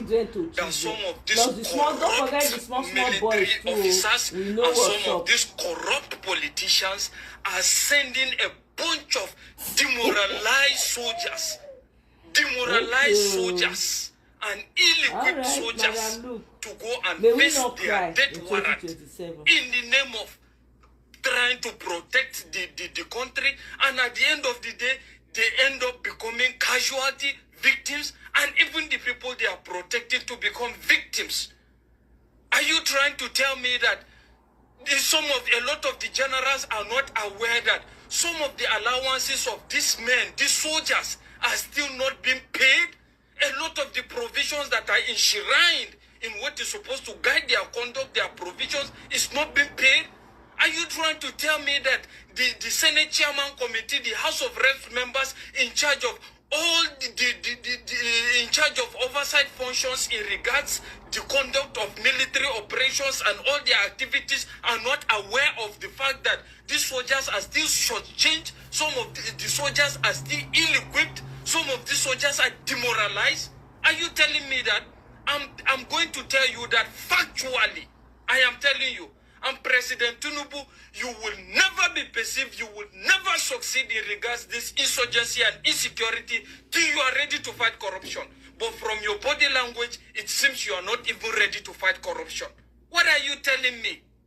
Let's look at it now. When was the last time? Kitting is one of the basic necessities of soldiering job. When was the last time issues were distributed? According to the provisions, these kittens are supposed to, the uniforms, the boot or whatever, are supposed to be distributed biannually. When was the last time it was done? Most especially in the Navy. We're talking about almost like, close to like 10 years ago. And you are sitting there down here and you are now acting as if you're not aware. What happens to the medical service that these people are supposed to be benefiting from? What are the medical services? It's rubbish. A typical military man would prefer to go and subscribe to private hospitals rather than going to military hospitals that are supposed to checkmate that. Are we going to be talking about their allowances? Their allowances are still shortchanged up to today. Are you saying you are not aware? At the end of the day, you send a bunch of demoralized soldiers, and at the end of the day, they are now at the mercy of Boko Haram, bandits, and the rest of it. And all you can do is whenever situations happen, you come and say you are giving a marching order, you are giving a marching order for military to go and apprehend. How many have they apprehended? You have a lot of corruption charges that you are supposed to look into. And I wonder why the likes of even Buhari are working freely when they have a lot of questions to answer. What happened to the Dasuki Gate? What is now the situation with Dasuki Gate? What happened to the charges in regards to the former chief of naval staff, Jibrin? What has happened to it? And a lot of other corruption charges in billions. And you are sitting quiet and keeping quiet. All you're just thinking about this defection, how to win the next election. I'm telling you that if you don't do anything about this, if you are not ready to fight corruption, I'm telling you, by God's grace, you will not see that. And at the end of the day, even when you succeed in that, where is the humanity in you? How do you want to be remembered? You want to be remembered as a president that just did 2 times tenure? And at the end of the day, you are gone. How old are you? How old are you? How many years do you have left? I'm talking to you, Tinubu. How many years do you think you have left on the face of this earth? And you can't confront these things and stand and kick against them? Look at the way they are just unaliving soldiers. Look at the way they are unaliving civilians. And at the end of the day, we come back and play politics about this. How long is this going to remain? A lot of short-changing. Look at their feeding. Look at how do you expect a soldier now that is faced with a lot of these things in his head, the fact that he's thinking about how to survive, how to feed his family, there's no good adequate medical care. Kitting, he have to buy boots for himself. He have to buy uniform for himself. Out of how much? It's only in Nigeria that you see a soldier trying to see how he can measure to survive, how feeding, just feeding. Till the next era comes. They complain of being shortchanged. You people introduce IPPIS. IPPIS, what has it changed? Nothing. You have succeeded in just dividing one part to some of the corrupt military officials and one part to a kind of a private business entity. What is happening recently of the moment? You have a situation where they are paid allowances. It takes almost after they are paid IPPS. It takes almost after 15 days for them to receive their allowances, dividing this little money that they have. A lot of ills going on, and I bet you, If you are ready to fight insecurity in that country, if you are not ready to fight corruption, I'm telling you there's nothing that's going to change. Nothing. Absolutely nothing. A lot of ills, a lot of corruption is going on. Tell this to everybody. A lot of corruption is proven. It can be proven that is still going on in the military.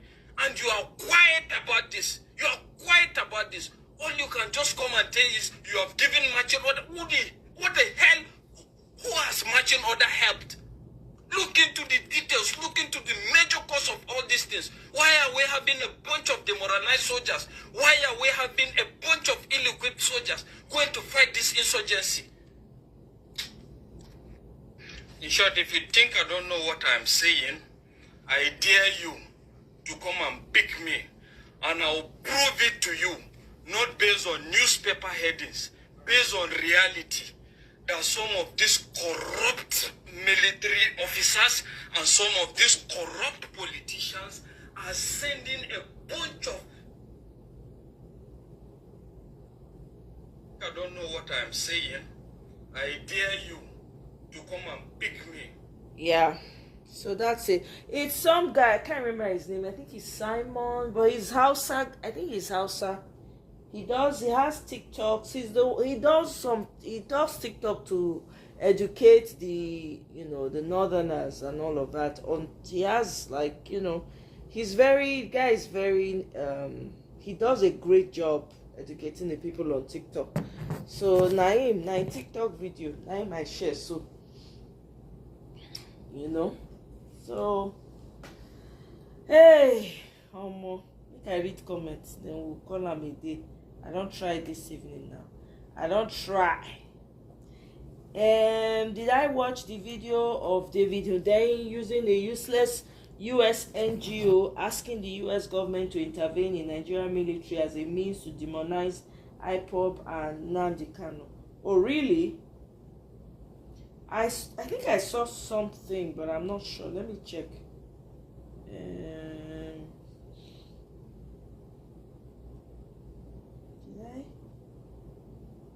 David Hundeyin. Let me see.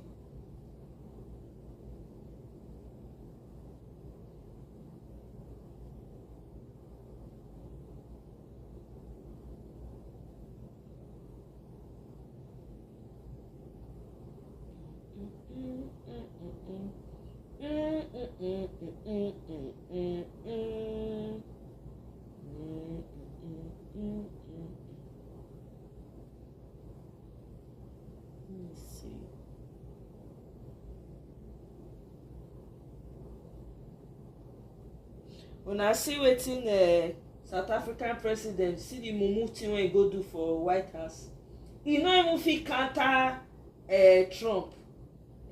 Trump show a video, he no fit show a video of all the people wey they don bury for South Africa. God abeg o, dem dey drag am sha for Twitter. He no fit counter. I say, go, what kind of The truth us say South Africa na American company, just like Nigeria. Okay, I think I found the video. I can't play am. Talking about reports of this plan by the Trump administration. No, hold on. This is not it. Okay, this is not the one. This ain't the one.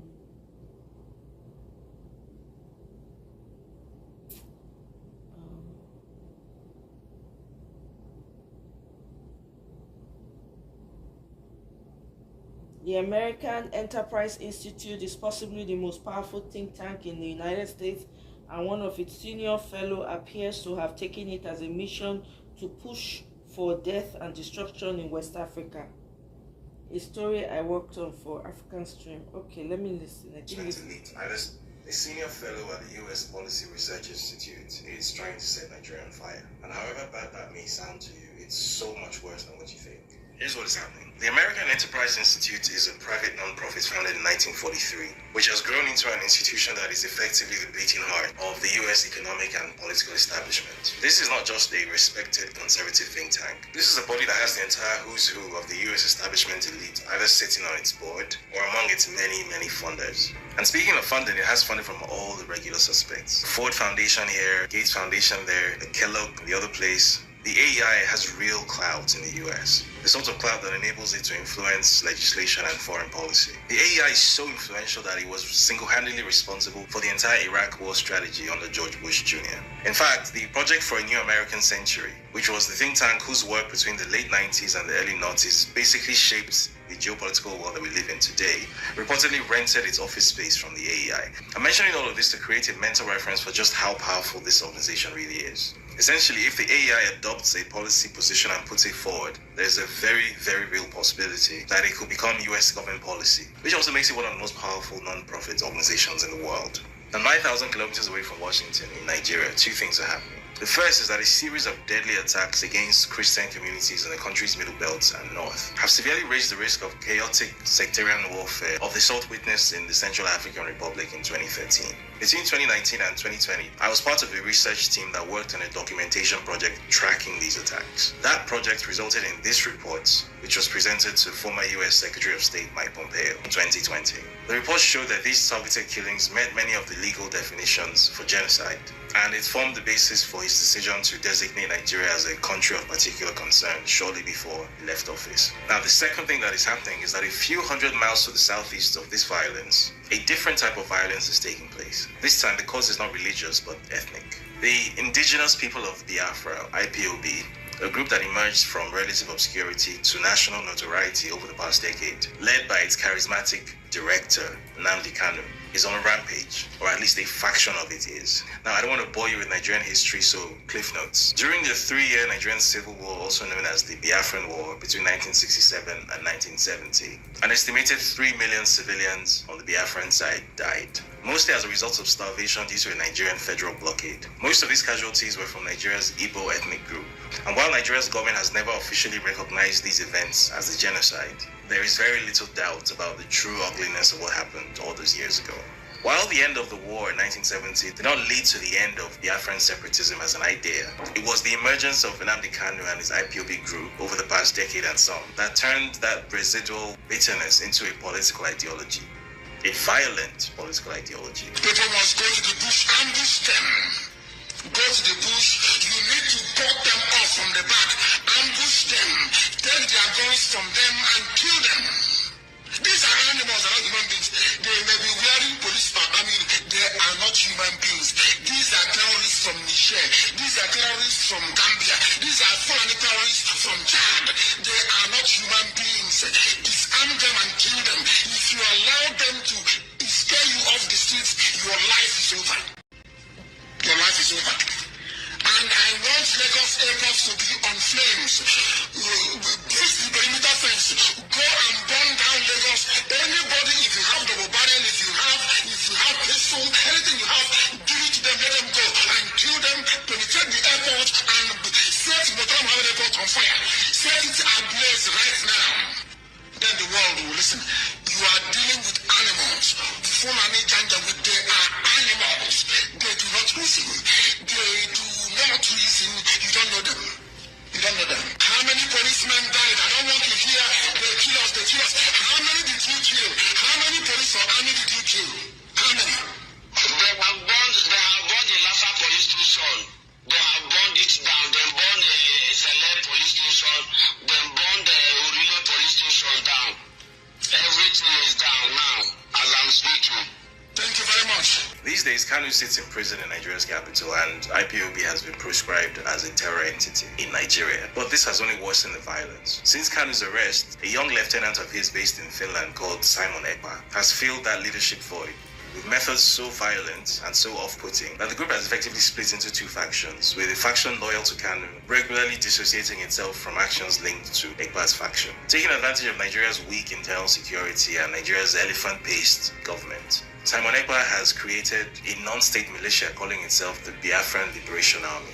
And you can guess the rest of the story. It's a mess. And here's where the AI comes in. Now, over the past few months, Michael Rubin, a senior policy fellow at the AEI, has published a series of articles on the organization's website, openly calling for the US government to intervene militarily in Nigeria, ostensibly to help Biafra, which according to him is a persecuted Christian oasis surrounded by a hostile Islamic majority in Nigeria. The problem here is that this is simply not true. Nigeria's population is almost evenly split between Christian and Muslim, and the basis of Biafran separatism is ethnic, not religious. Rubin, however, repeatedly pushes the falsehood that the Biafran movement and the agitation by Christians facing real violence in Nigeria's Middle Belt and North are one and the same thing. This is completely false. Not only are the vast majority of the affected Christian groups not ethnically or ideologically linked to Biafran separatism, but even the Biafran movement itself has historically never portrayed itself as a Christian nationalist movement. By deliberately conflating ethnic separatism and Christian nationalism and modeling up basic geography to misrepresent the situation, and even describing Simon Ekpa, who was recently arrested and put on trial for terrorism in Finland, as a persecuted African dissident, Rubin is knowingly pushing a dangerously false narrative for the consumption of a powerful American audience. A narrative which, given the AEI's influence, could someday end up in an official US foreign policy document.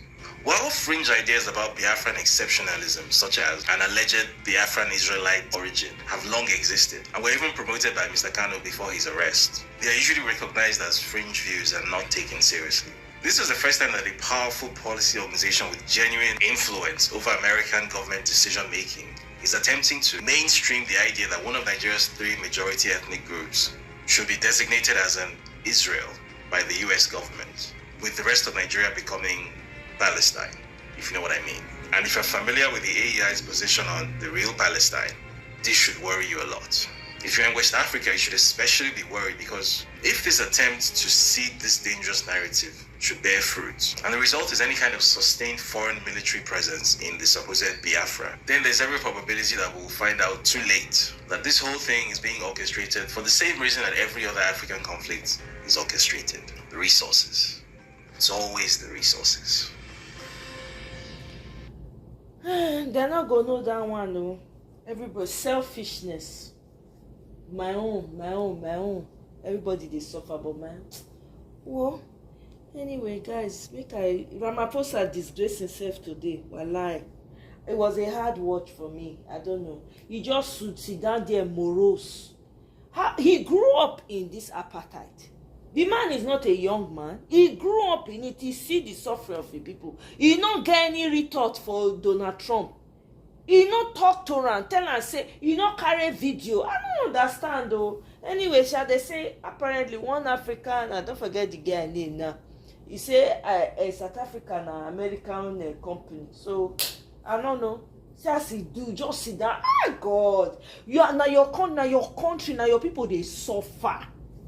Then they come, they claim, say that they do all kinds of things to Oyibo people. Oyibo people want to collect land for now. Oh my God! Now here, now the thing they pay me, say no be this guy we know. Then they even they play the Malema video for White House, where they sing that's their song, It's just a shame, man. Well, I mean, he had the opportunity. Look me, I look you opportunity. Can you be looking weak in front of another leader? It doesn't make sense. That was so weak. He better say he not go. If I decline that invitation. And why be say that they carry themselves? Why these people not fit come meet them for the country? Anyway.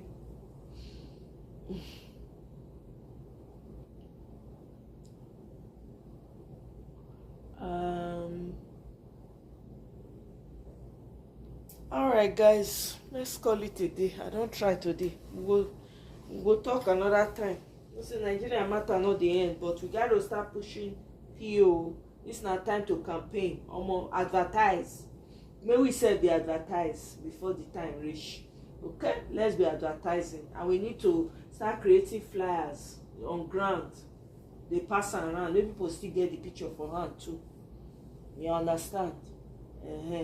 So, Madam Luke, thank you very much for the comments. They were fiery. We did here. We not go anywhere. The only advice when I get for you, madam, look now, tell your baba may pack one side. May go rest for one corner. I beg. We don't need 80-year-old dead brains in the office. Because all right, make you give up on that ambition. At least you don't do VP. May go rest. May enter house. Michael, thank you very much. Gawalele, thank you. I appreciate. Tracy, thank you, my sister. I appreciate too. Queen don't go. Everybody when come, if I don't mention her name, I'm no verse. I go see you another time. Una good night too. Bye bye you. Thank you very much, Tracy. I appreciate that. That's a very kind word. Thank you. I appreciate it, and I take it in.